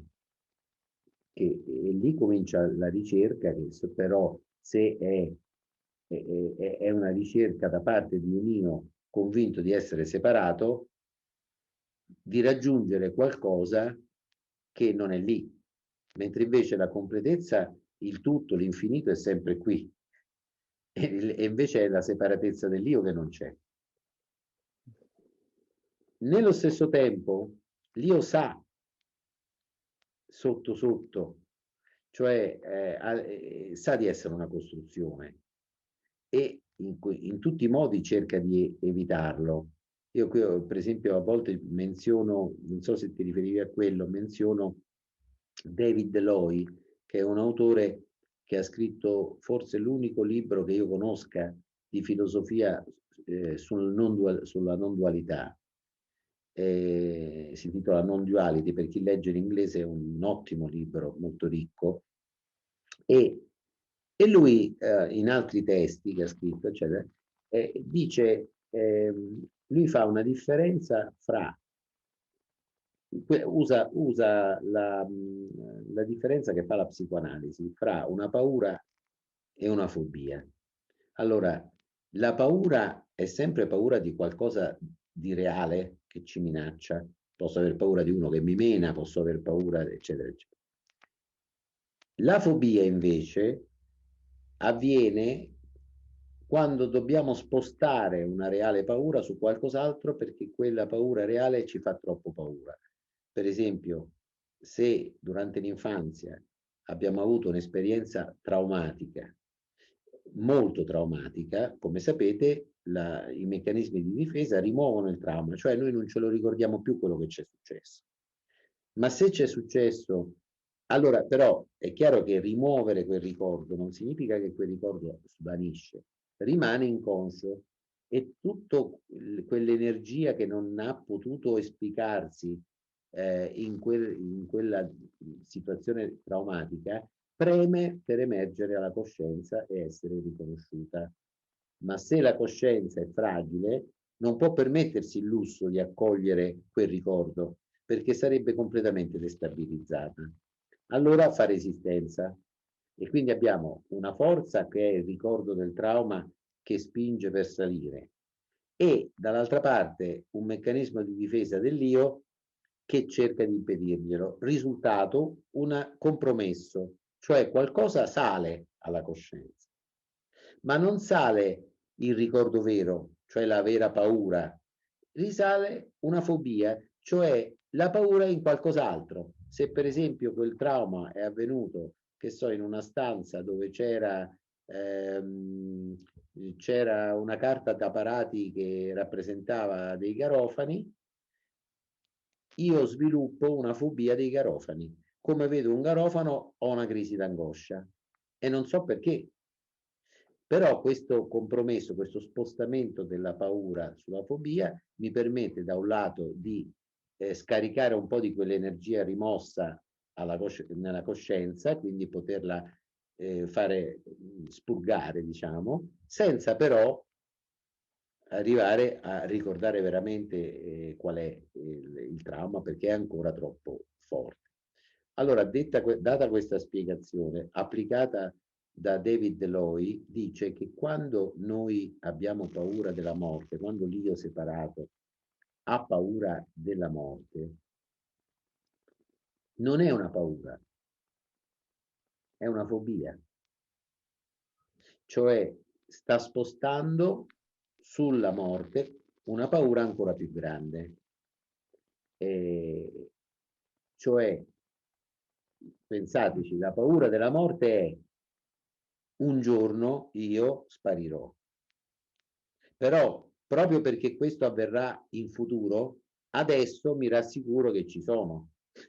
Quindi io adesso ci sono, però sono terrorizzato perché un giorno morirò e sparirò. La vera paura è che non ci sono già adesso, che già adesso questo io separato è completamente una costruzione, non è una realtà, è reale come costruzione mentale, punto. Ecco, quindi, quindi scorgere la totale infondatezza ontologica di questo io separato fa, finché mi sono attaccato a quest'idea, mi fa annaspare in caduta libera, capite? E in effetti ci sono esperienze in cui l'io separato si trova in caduta libera a cercare di attaccarsi da qualche parte, fino a che c'è un io separato, mi sentirò cadere in un abisso. Quando sparisce l'io separato, scoprirò che io sono l'abisso e l'abisso non cade da nessuna parte.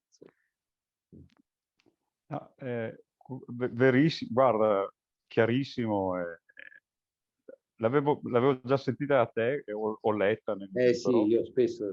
nel tuo libro, e mi riaggancio anche a questo, che tu una volta rispondendo a una domanda, qualche satsang fa, e mi era capitato di avere degli episodi, anche in meditazione, di Sì. caduta libera. E io ti avevo risposto, e comunque sentivo che c'era qualcosa che mi teneva di qua. E tu hai detto, penso fosse in una di quelle occasioni, hai detto, è come se ci sentissimo indegni di questo... Sì. E quella cosa questa affermazione mi ha proprio trovato concorde, perché è come se avessimo paura del tutto, perché ogni tanto a livello di ragionamento, di comprensione, provo a immaginarmi il tutto. Mi spaventa questa cosa, spaventa. E allora proprio sì, effettivamente è così. No, anche il discorso che hai fatto adesso è inequivocabile. Quando capita di osservare, guardare magari in una notte estiva in un luogo molto secco, quindi dove si vedono bene le stelle, no? Di osservare il firmamento,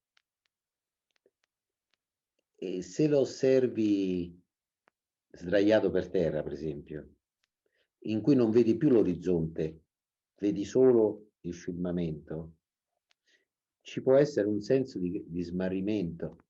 Di smarrimento, perché è come se fossi su un'astronave, capito? Cioè non vedi più la Terra, vedi solo questo incredibile spettacolo di luci. Allora, in questo smarrimento può essere dato dal fatto che ti accorgi che quello spazio lassù e lo spazio della tua coscienza che sta osservando non hanno una linea di confine, sono lo stesso spazio.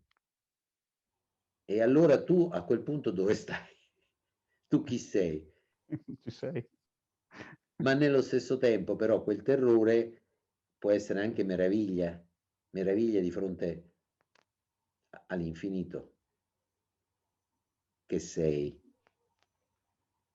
Perché all'inizio è l'infinito mi sta di fronte, io sono piccolo piccolo rispetto all'infinito. Io sono un piccolo esserino su una piccola roccia che si chiama Terra, in un sistema periferico di una piccola galassia che sta in mezzo a tante galassie. Che sono? Sono niente. È vero che se tu pensi di essere quel corpo-mente, ma quando tu guardi il firmamento e all'improvviso, boom, la tua coscienza e il cielo non hanno più confini, sono la stessa cosa. Allora credo che questo senso di piccolezza e di indegnità cede il passo a una meraviglia anch'essa senza confini, no? Grazie Mauro. Grazie a te.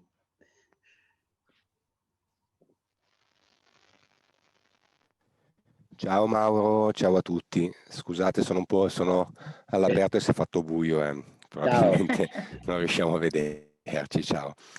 Avrei una domanda rispetto a quello che forse che dicevi prima, quando parlavi un po' di quella persona che ti aveva fatto uno sgarbo, insomma non ha avuto scelta. Quindi avrei una domanda sulla scelta, in un'ottica un po' più ampia, insomma, sull'azione, sulla buona azione versus la cattiva azione. Cioè io penso una cosa, adesso la riduco sperando di non banalizzare troppo.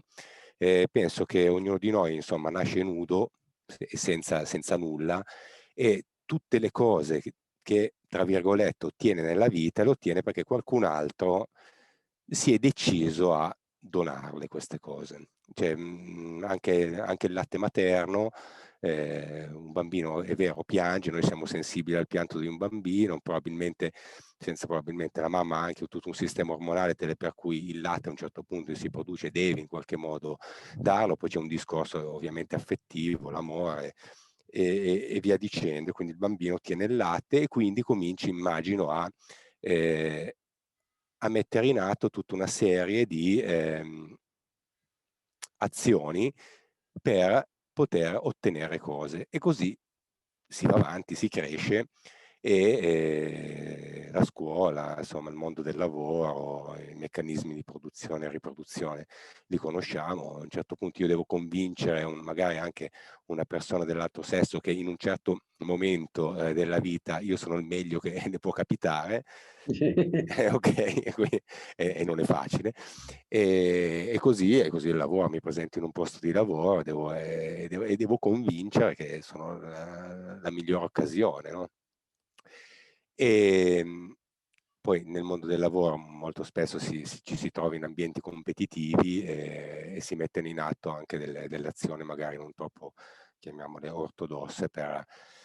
Poi a un certo punto della vita una persona cioè, si indirizza su un percorso spirituale tipo questo percorso della non dualità, in cui non si parla, poi correggimi se sbaglio, anzi forse spero anche di sbagliarmi, non si parla molto delle buone azioni e delle cattive azioni rispetto magari ad altri percorsi. E mi trovo un po' in difficoltà in questo, nel senso, sto vivendo un meccanismo sto vivendo un momento di disidentificazione con anche tutta una serie di, osservandomi, metto magari meno in atto certi comportamenti, ma non in maniera forzata, mi viene anche, se vogliamo, naturalmente, certi comportamenti che possono ledere le altre persone, anche in maniera sottile, se vogliamo. Una persona si osserva di più e non so, un po' quello che dicevi tu prima, no? Magari tu da giovane hai messo in atto un comportamento che adesso non avresti più fatto, dicendo un'umiliazione plateale, no?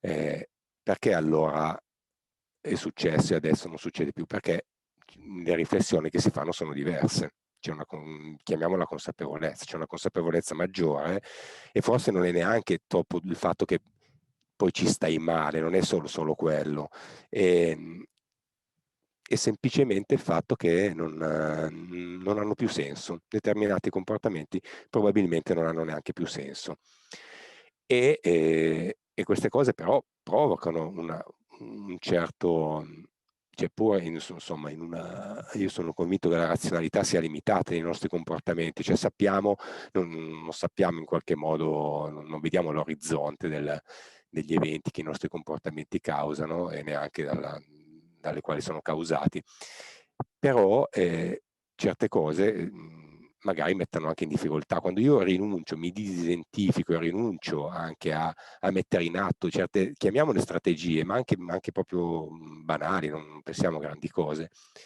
cioè, magari ottengo anche degli svantaggi. Ok? Parliamo anche banalmente delle scelte che uno fa quotidianamente, non so, io posso comprare, adesso non voglio, perché poi ognuno ha la sua idea, però posso mangiare carne, posso non mangiarla, ok?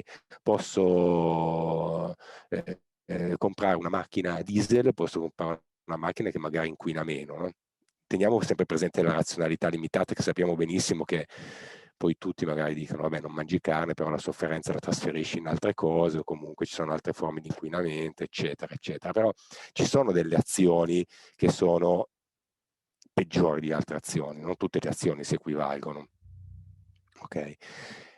Ecco, io sono un po' in difficoltà perché che mi collego anche un po', non so, ad esempio, Nisargadatta, a un certo punto un visitatore gli dice, sì va bene, bellissimi discorsi, però siedi su una pelle di antilope, ok? E Nisargadatta dice, ah, siedo su una pelle d'antilope, quasi come se non ci avesse quasi neanche mai fatto caso, no? Okay, e poi dice, magari, ma questa antilope non penso che sia morta per farmi da sedile, no? Okay. Però mi sembra che questo percorso intrapreso non mi guidi, cioè non riesco a trovare una guida sulla buona o sulla cattiva azione.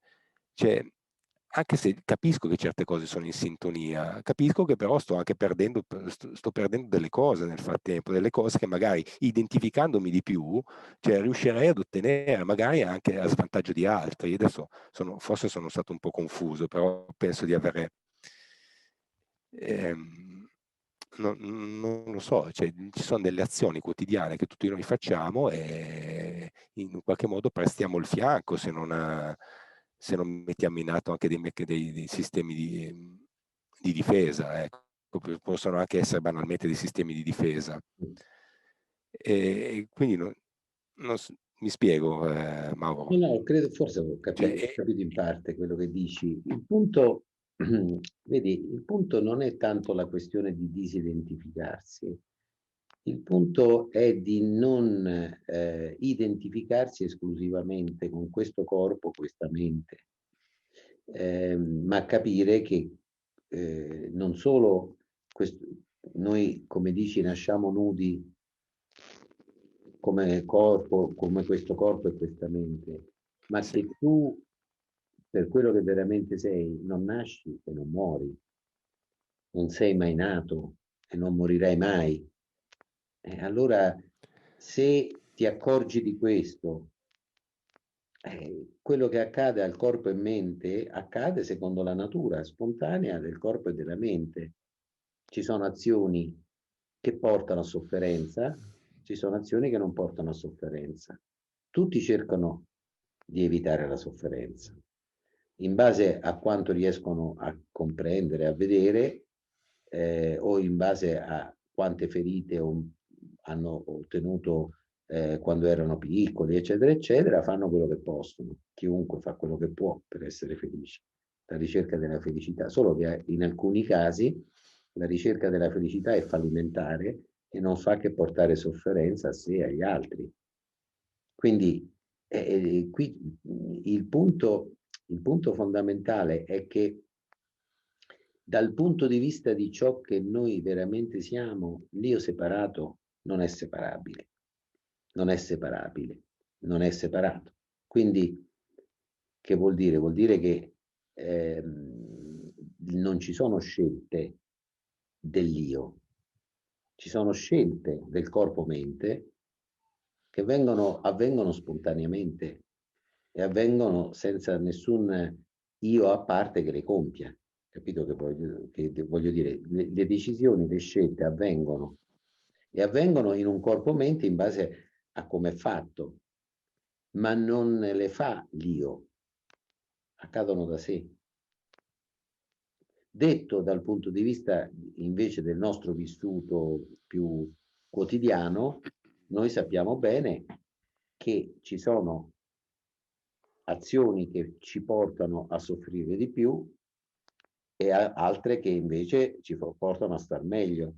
Però sulla questione delle buone e delle cattive azioni, cioè sulla questione dell'etica, il problema è che se tu dici che vuoi essere guidato, ora sì, può essere un aiuto essere guidato, nel senso che tradizioni spirituali convergono su per giù su una serie di linee guida, diciamo così, no? Non uccidere, non mentire, non rubare. Però, siccome sono espresse a parole, la realtà è sempre molto più ricca delle parole.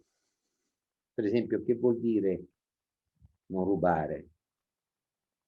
Allora, considera che noi, finché siamo un corpo, finché c'è un corpo fisico, questo corpo dovrà uccidere per sopravvivere. Puoi non uccidere gli animali, ma uccidi le piante, che sono esseri viventi. E noi pensiamo che gli animali valgano di più, perché sono più complessi e perché ci assomigliano di più a noi. Più gli animali assomigliano a noi, più per noi vale la non violenza. Più sono distanti da come siamo fatti noi, e meno ci sentiamo in colpa a ucciderli. Ti rendi conto che però finché noi viviamo, noi dobbiamo uccidere per sopravvivere, il corpo-mente così funziona. E allora questo significa, e poi tu hai detto tutto è donato, e in effetti tutto quello che noi prendiamo è rubato da un certo punto di vista, ma è donato, no? Ecco, allora il punto è che le regole di cui uno ha bisogno, chiamiamole etiche, hanno sono fatte in una maniera molto rozza per sostituire la mancanza di una sensibilità. Se c'è una sensibilità, e la sensibilità più importante è quella empatica, e la sensibilità empatica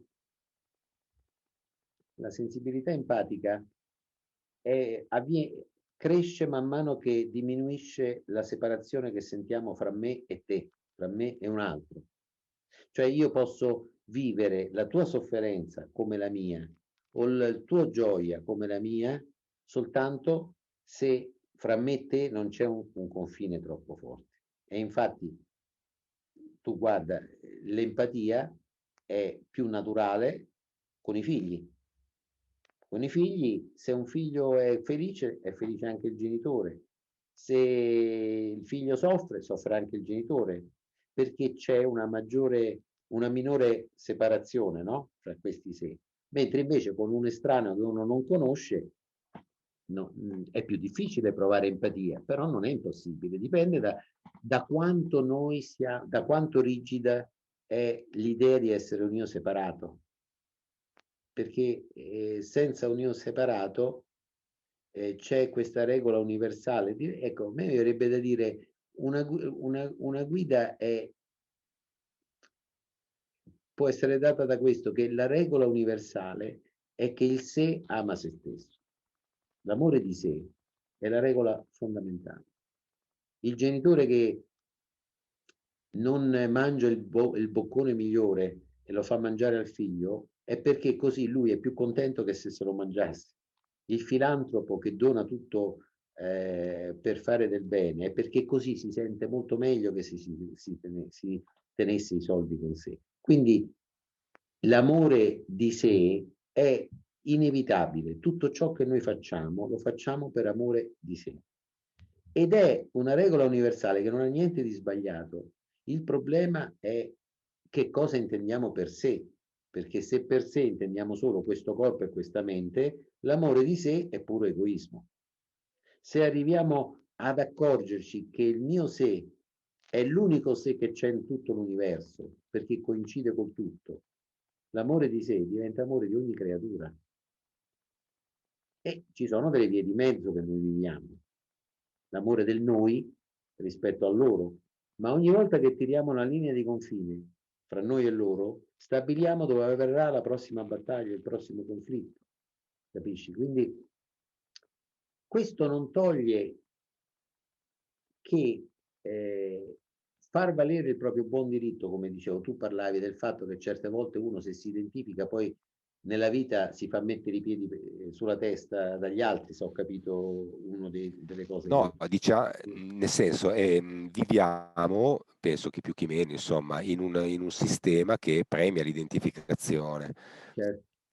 Cioè, sì, no, però è così, nel si senso. può giocare un gioco completamente dentro a quel gioco, come se ne fosse una questione di vita o di morte, e si può giocare un gioco sapendo che è un gioco. Mi spiego? Cioè, senza venir meno alla propria sensibilità. Cioè, voglio dire, se io mi trovo in una situazione di un avanzamento di carriera, va bene?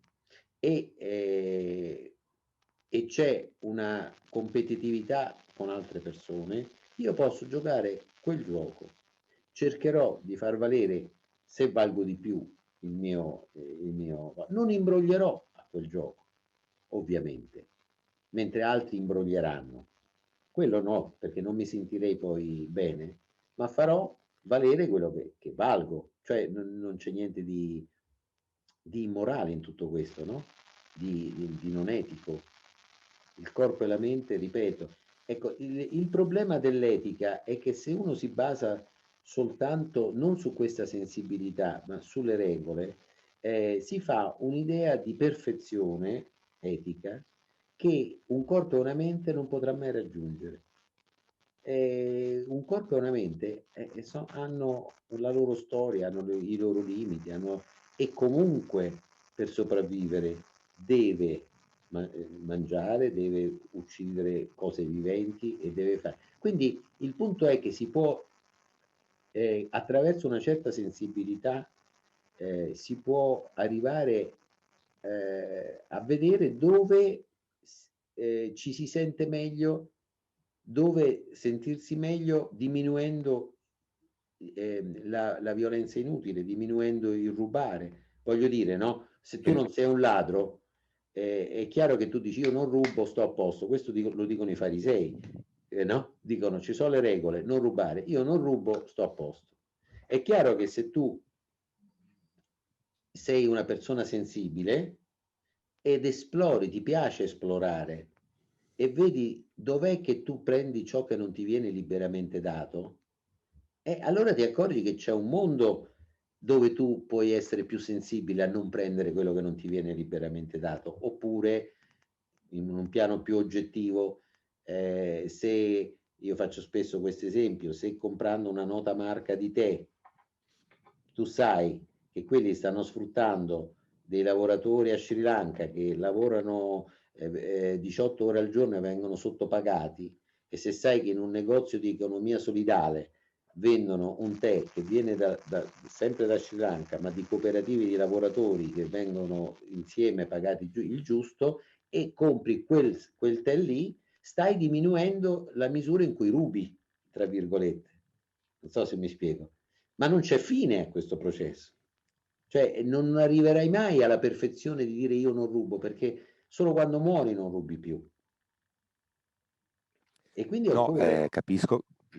E poi Scusami. considera un'altra cosa, considera che a volte noi per seguire una regola etica ci facciamo un danno maggiore che se la violassimo. Per esempio, una persona che evita la violenza e gli viene da fare una bella litigata con qualcuno, va bene? Anche trascendendo o strilla, quello che sia, e se le inghiotte tutte, rimuove questa rabbia, intanto stai tranquillo che in qualche altro modo, parlavamo prima della vendetta, a quella persona gliela farai pagare, magari inconsapevolmente, magari ti cadrà di mano un oggetto a cui quella persona tiene moltissimo, oppure, ecco, oppure la sposterai su, che ne so, su tua moglie, sulla che non c'entra niente. Quindi reprimere troppo e impedirsi una esplicazione vitale perché non è eticamente impeccabile, deve sempre tener conto se diciamo, questo trattenerci non crei danni maggiori, perché le regole della psiche sono quelle, che quello che tu respingi poi ti ossessiona e crea inconsapevolmente dei danni maggiori. E allora è meglio farsi una bella litigata certe volte, capito che voglio dire? Non sarà impeccabile, ma forse farà meno danno sia a te che alla persona con cui litighi. Questo per dire che è molto complessa la questione, ma riguarda, ripeto, riguarda quell'aspetto di me che è nato nudo, morirà nudo, e che ha gli alti e bassi della vita e ha i suoi limiti. Il punto è che tutto questo diventa molto più leggero se convive con quel me che non è mai nato e non morirà mai. Mi piacerebbe che fosse così, nel senso, io capisco che a tendere, lo colgo questo ragionamento, però nel quotidiano non penso che, nel senso, sono convinto che non ci sia una guida della buona azione, ok? Però non vorrei che questa cosa alla fine nascondesse un'indifferenza, perché sensibili lo si diventa anche, nel senso, però se evito di guardare, sensibile non lo divento. Cioè, è vero l'esempio del tè, ma semmai mi sono informato di che cosa produce la mia azione, banalmente acquistando una cosa rispetto a un'altra, è ovvio, cioè questa sensibilità non la raggiungerò mai. No, E questo, a mio avviso, influisce anche su un percorso, chiamiamolo spirituale. Cioè non può non influire questa cosa. Cioè non posso creare sofferenza gratuita o per superficialità e poi medito. Sì, è vero, poi posso anche meditare, poi valgono tutti questi discorsi, però ci deve essere anche, secondo me, una vita che è in sintonia. Chiamiamolo così. No, prego. Ecco, quello che io non riesco a cogliere troppo in questo percorso, che è da anni che seguo e amo, non riesco troppo a cogliere un'indicazione rispetto a queste tematiche. Cioè, sembra che quasi un'azione valga l'altra e non, adesso ovviamente sono molto superficiale nel dire questa cosa, però io sento che non è così. Io lo capisco il discorso che nel senso lo comprendo mentalmente, il discorso che hai fatto, giusto? Si può comprendere solo fino a un certo punto. Dio non lo può comprendere. Allora, come dire, l'assoluto. Allora, la non dualità o il non dualismo è un ismo, è un insieme di concetti, di comunicazioni, di interazioni che comunque sono solo indicatori di qualcosa. Quello che viene indicato è che non c'è un percorso, perché già adesso, così come è quel corpo e quella mente, è sempre possibile cogliere ciò che noi veramente siamo. Quel sé che ama se stesso e che, siccome coincide con tutto, può amare tutto. Ora, tutto questo assoluto non ha niente da offrire all'io. L'io non ci guadagna niente dall'assoluto, perché l'assoluto non è soltanto la metà positiva di questo universo, ma è anche la metà che l'io reputa negativa. È l'io che divide il bene dal male, il positivo dal negativo. L'assoluto no, è tutto, è anche Hitler. Ecco, allora, ovviamente questo, nel momento in cui io riconosco me come tutto, perché Hitler non riconosce Hitler come tutto, si riconosce come Hitler, ma se io mi riconosco come Gandhi e Hitler, va bene? Cambia completamente la cosa, perché la risposta unica che può essere alla non separazione è l'amore. Come questo amore si manifesta in 1000 modi diversi, ma la risposta alla non separazione è amore. Se io, Gesù, persino Gesù, io spesso questo lo sottolineo, non dice ama il prossimo tuo invece di te stesso, ma dice ama il prossimo tuo come te stesso, perché l'amore di te per te è una legge universale. Ma se ami il prossimo tuo come te stesso è perché tu sei il tuo prossimo, non ci sono separazioni. Quando c'è in genere un approccio non duale, casomai indica questo aspetto. Ma non è un percorso, il punto è questo.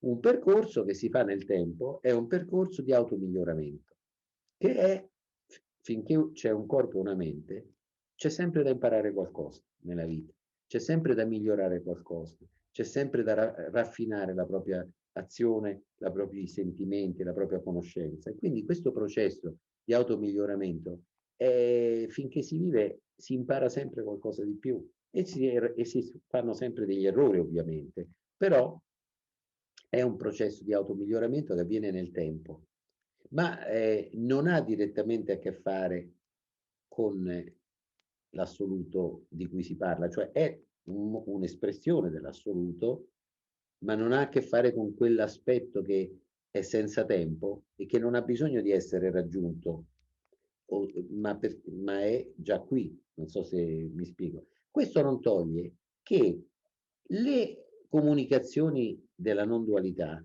come le comunicazioni di altre vie che invece parlano di una etica, di un'azione, di una pratica meditativa, eccetera, possono essere riciclate dall'io in tutti i modi possibili. E credo che tu abbia colto un aspetto, cioè ognuno poi viene riciclato. Negli ambienti non dualisti, molto spesso il non dualismo diventa una formidabile difesa a sentire l'empatia, a sentire quella sensibilità etica di cui parlavo. Cioè è molto facile che io dico tutto, io sono il tutto, tutto è uno, c'è quel poveraccio che sta soffrendo per strada, no? Dice vabbè, ma tanto è l'assoluto è tutto, chi se ne frega, no? Solamente che il punto è che se io vedo un poveraccio per strada e non sento niente, non è qualcosa che riguarda la non dualità, riguarda un ottundimento di questa persona, di questo corpo-mente, incapace di provare empatia, capito? Però, ripeto, ogni via spirituale, ogni via, nel momento in cui si esprime attraverso concetti, parole, può essere usata e riciclata dall'io separato in tutti i modi. E un modo particolare della non dualità è quello che io mi identifico con l'assoluto, inteso come infinito senza forma, e quindi tutto quello che succede nella vita non ha nessuna importanza. E questo mi permette di essere indifferente alla sofferenza degli altri. Poi quando soffro io è un altro discorso. Mentre invece quello che non si può capire fino in fondo, ma che uno cerca di indicare, come ho fatto io anche questa sera, è che in realtà non c'è nessuna separazione fra l'assoluto inteso come pace profonda, felicità e ciò che di momento, il modo in cui di momento in momento si manifesta, che può essere anche una sofferenza non voluta e subita, chiaramente, ma è tutto sacro da quel punto di vista, persino quello. Altrimenti non è non dualismo, no? Il vero non dualismo in realtà consuma se stesso, nel senso cancella pure l'idea di non dualismo, se no è solo un'idea e può essere usata difensivamente, come dici tu, per non preoccuparsi per esempio di norme, di una normale convivenza tra persone sensibili che magari hanno tanti che non hanno mai sentito parlare del non dualismo, e invece il non dualista si difende poderosamente da tutto questo. Anche per esempio se ti è capitato di bazzicare la meditazione, la posizione del testimone, il testimone in qualche modo è uno che è l'osservatore. Allora il testimone dice: io non sono il corpo, io non sono la mente, quindi mi trovo in una posizione di sicurezza, me ne sto. Io ho fatto l'esempio di uno che se ne sta seduto sulla riva di un fiume, vede uno che sta nel fiume e dice aiuto, aiuto, affogo, e quello dice quante storie, manco io so nuotare e mica faccio tutte queste storie, perché te ne stai tranquilla. È una difesa poi che non funziona, perché non funziona fino in fondo, però può dare una grande sicurezza questa cosa del testimone impassibile, e dice il resto non conta. No, ogni atto, ogni cosa conta. Ti ringrazio Mauro, ti ringrazio veramente, perché queste considerazioni, anzi spero anche di essere stato utile anche magari agli altri, ecco, che non volevo una cosa solo per me, ecco, era per per condividere una certa difficoltà in cui una persona che si trova quotidianamente a dover fare delle scelte molto spesso sa che dietro queste scelte qua che fa inevitabilmente c'è della sofferenza altrui, perché se non altro perché viviamo in una parte del mondo che sfrutta un'altra parte, ecco, quindi niente, grazie mille. Grazie. C'era Arman che voleva intervenire. Buonasera Mauro. Ciao, ciao. Ciao, come stai? Sempre con quella grande cuffia da musicista. Sì, no, no, perché mi isola di più. Niente, mi allaccio un attimino a Pierangelo, diciamo più o meno sul discorso che stavamo già facendo. Cioè, è chiaro che se l'unica soluzione perché le mie azioni diventino, se si può dire così, non so se si può dire così, diventano, tra virgolette, perfette, nel senso che non so se una cosa del genere sia mai possibile, quando appunto non tolgo la mia identificazione con l'io, cioè questo io separato, cioè quando io riesco a non essere con l'io separato, probabilmente automaticamente, senza quasi accorgermene, compio e faccio cose conformi alla natura, cioè al tutto, che va bene al tutto, perché non mi sento più separato dal tutto. Certo che detto così sembra semplice, cioè, basta che appunto mi concentro a essere unito col tutto e non separato, poi mi verrà automatico, perché una volta che io riuscirò a fare questa meditazione, questo modo di essere, di vivere, vivrò conforme al disegno, alla danza del tutto. Certo, ci provo anch'io, non sempre ci si riesce. Non so se, appunto, ti chiedo se c'è possibilità, probabilmente, non lo so, Nisargadatta sicuramente ci riusciva, o perlomeno noi non lo potevamo vedere, ma lui lo faceva, lo sentiva, lo percepiva, e come lui forse anche tanti altri illuminati, più che illuminati, perché sembra sempre un percorso che uno fa e arriva, ma non è un percorso. A un certo punto c'è un pitaccio, si può dire che non è un percorso, ma è un risveglio, cioè si può dire che non è una cosa da raggiungere, come tu scrivi nel libro, quando già ce l'hai. Cosa devi raggiungere se già ce l'hai? A questo punto, se non lo devo raggiungere, probabilmente lo devo solo riconoscere. Se già ce l'ho, vuol dire che ce l'ho davanti al naso e non lo vedo. Perciò per vederlo devo solo riconoscerlo. Cioè lo sforzo, tra virgolette, che poi non deve diventare uno sforzo, altrimenti siamo di nuovo al discorso del percorso, ma diciamo che quello che devo fare è rilassarmi abbastanza per poterlo riconoscere semplicemente che sono già tutto. E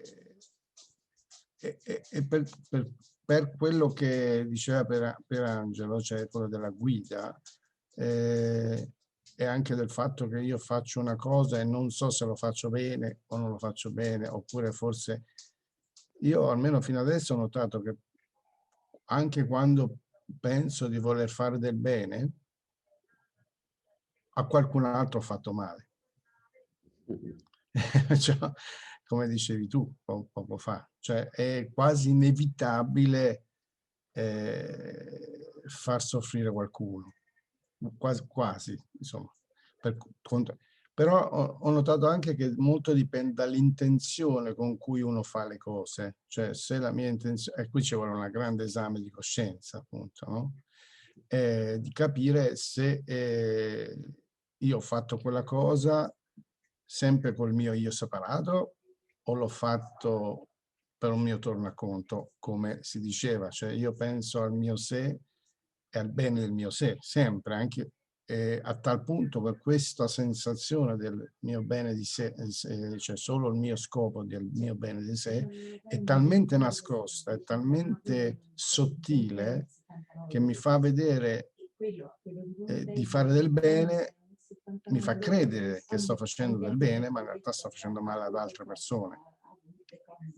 No? Perciò, però chiaramente non è che lo vorrei fare. Bisogna capire quanto nella sottigliezza io con quale intenzione parto a fare qualcosa. Cioè, dietro ogni azione c'è prima un'intenzione, sempre, no? Cioè io prima lo penso, poi ho l'intenzione di farlo e poi lo faccio. Allora è tutto il processo che va, penso, esaminato, più che altro vissuto, non tanto un fatto razionale, filosofico e basta, ma proprio vissuto come empatia, come dicevi tu, cioè capire se sono conforme alla natura del tutto o no. Non è facile, io questo ti volevo chiedere, non è sempre facile capire cosa vuole il tutto. Cioè, è questo che i mistici, io personalmente seguo una scuola mistica spirituale, e mi insegnano, perlomeno mio maestro, se così si può dire, la mia guida, che è un grande mistico iraniano, sostanzialmente dice, con questa semplice parola che però dice tutto e niente, se riesci a unire la tua intenzione, la tua volontà alla contentezza di Dio, ogni volta che lo senti che stai accontentando Dio, stai sulla strada giusta. Ora, detto così, cioè, ma come faccio a capire qual è la contentezza? È come se Dio, io lo conosco e so qual è la sua contentezza. Io posso conoscere la contentezza di mia moglie, posso capire che lei gli piace questo, allora, cioè, ma Dio non lo conosco per dire, per fare qualcosa che lo accontenti. Ma ovvio che poi è un messaggio mistico, è chiaro che non è visto come una persona Dio, che io lo penso come una persona e so come accontentarlo. È un messaggio mistico, cioè questa contentezza di Dio sarebbe la contentezza del tutto, di quello che è la manifestazione. Hai detto una parola, come faccio a accontentare il manifesto? Non puoi. Appunto. Cioè non puoi, perché chiederti come faccio significa essere nella logica di un io separato che crede di avere una scelta. Cioè è sempre lì. Cioè pensare, ma questa azione viene dal tutto o viene dall'io? Chi se lo chiede? L'io separato, la mente, che non c'è e che non può scegliere. Non puoi mai scegliere. Cioè l'io è una costruzione linguistica. Io scelgo, ma in realtà avviene solo uno scegliere, che però siccome si dice vuole un soggetto, ci mettiamo la parola io e poi dopo ci convinciamo che a parte della scelta c'è un io che la fa. Non c'è, è una ridondanza questo io che fa la scelta. La scelta accade da sé e quindi è sempre il tutto che fa. La contentezza del tutto forse è appunto quando tu parlavi prima di riconoscere, quando avviene un riconoscimento non da parte dell'io, ma è un riconoscimento che è un vedere intrinseco alla realtà, un vedere che tutte le scelte le fa Dio, se vuoi, o l'assoluto, cioè tu, ma tu come quel sé che è tutto, che non è l'io. Cioè anche le scelte sbagliate, tra virgolette, anche le azioni cattive, anche gli errori che portano sofferenza a te e agli altri, non le fai tu come io separato. Non c'è una contrapposizione fra le azioni che fa l'io separato, che sono sbagliate tutte quante, e le scelte che fa Dio, perché Dio è onnipotente, il tutto è onnipotente, e quindi se accade qualcosa, la fa soltanto il tutto. Che sei tu? Alcune di queste cose sono sofferenza, sono ombra, altre sono luce e sono gioia. E in alcune il tutto crea l'illusione di un io che si piglia la responsabilità di queste azioni. Vedere, riconoscere, non è da parte dell'io, capito? È un vedere da parte di nessuno. E non è nel tempo, non c'è, noi che viviamo l'illusione di essere nel tempo, per noi il riconoscimento avviene a un certo punto e diciamo, ecco, è avvenuto questo riconoscimento, no? Ma dal punto di vista di ciò che è, il vedere è sempre ovunque, solo che nella storia, apparente storia personale di un io identificato con un corpo-mente, può succedere che a un certo punto avviene un riconoscimento. Che però, ripeto, non sarà mai, non è una cosa che uno può capire. E anche voler vedere tutto questo, ripeto, il vedere è una luce che illumina queste cose. Invece Dio vuole vedere lui, ma non ci riuscirà mai. E quindi da un certo punto di vista è inutile analizzare se le tue azioni vengono dal tutto o dall'io. Le tue azioni, stai tranquillo, vengono tutte dal tutto. Ma quello che può succedere nella storia personale che si è manifestata come tutto, che il tutto in cui si è manifestato il tutto, è che in quella storia personale, quando si riconosce questo, avviene uno stato di grande leggerezza e le azioni che ne scaturiscono a volte sono più, diciamo, ispirate a una non separazione, quindi all'amore, che non al conflitto. Ma non c'è una regola generale, perché il corpo-mente hanno anche il loro modo le loro storie, i loro condizionamenti. Un corpo-mente non sarà mai perfetto, per usare quella parola, perché la perfezione è una costruzione della nostra mente che non ha contrassegno nella realtà.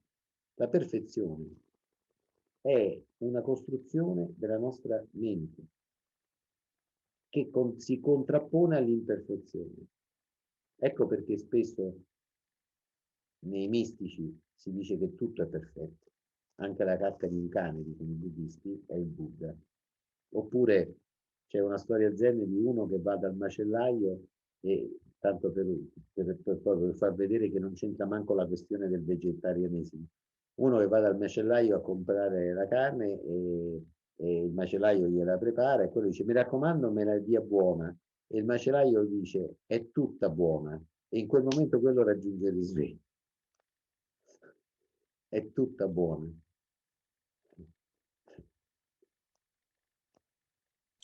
Grazie. Grazie a te. Okay.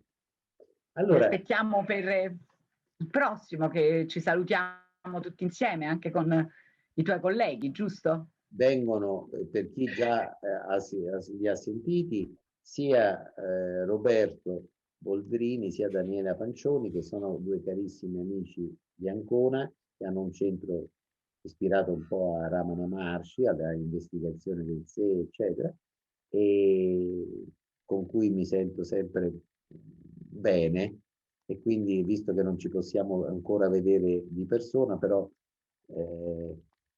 staremo qui insieme tutti e tre, e così mi sembra un buon modo per concludere almeno il ciclo di pre-estivo, diciamo. Va bene, spero di incontrarvi tutti allora alla prossima incontro. Buona serata a tutti, grazie sempre Buona serata agli a impeccati. tutti. Grazie a tutti. Buona serata. Grazie, buona Grazie a serata. tutti.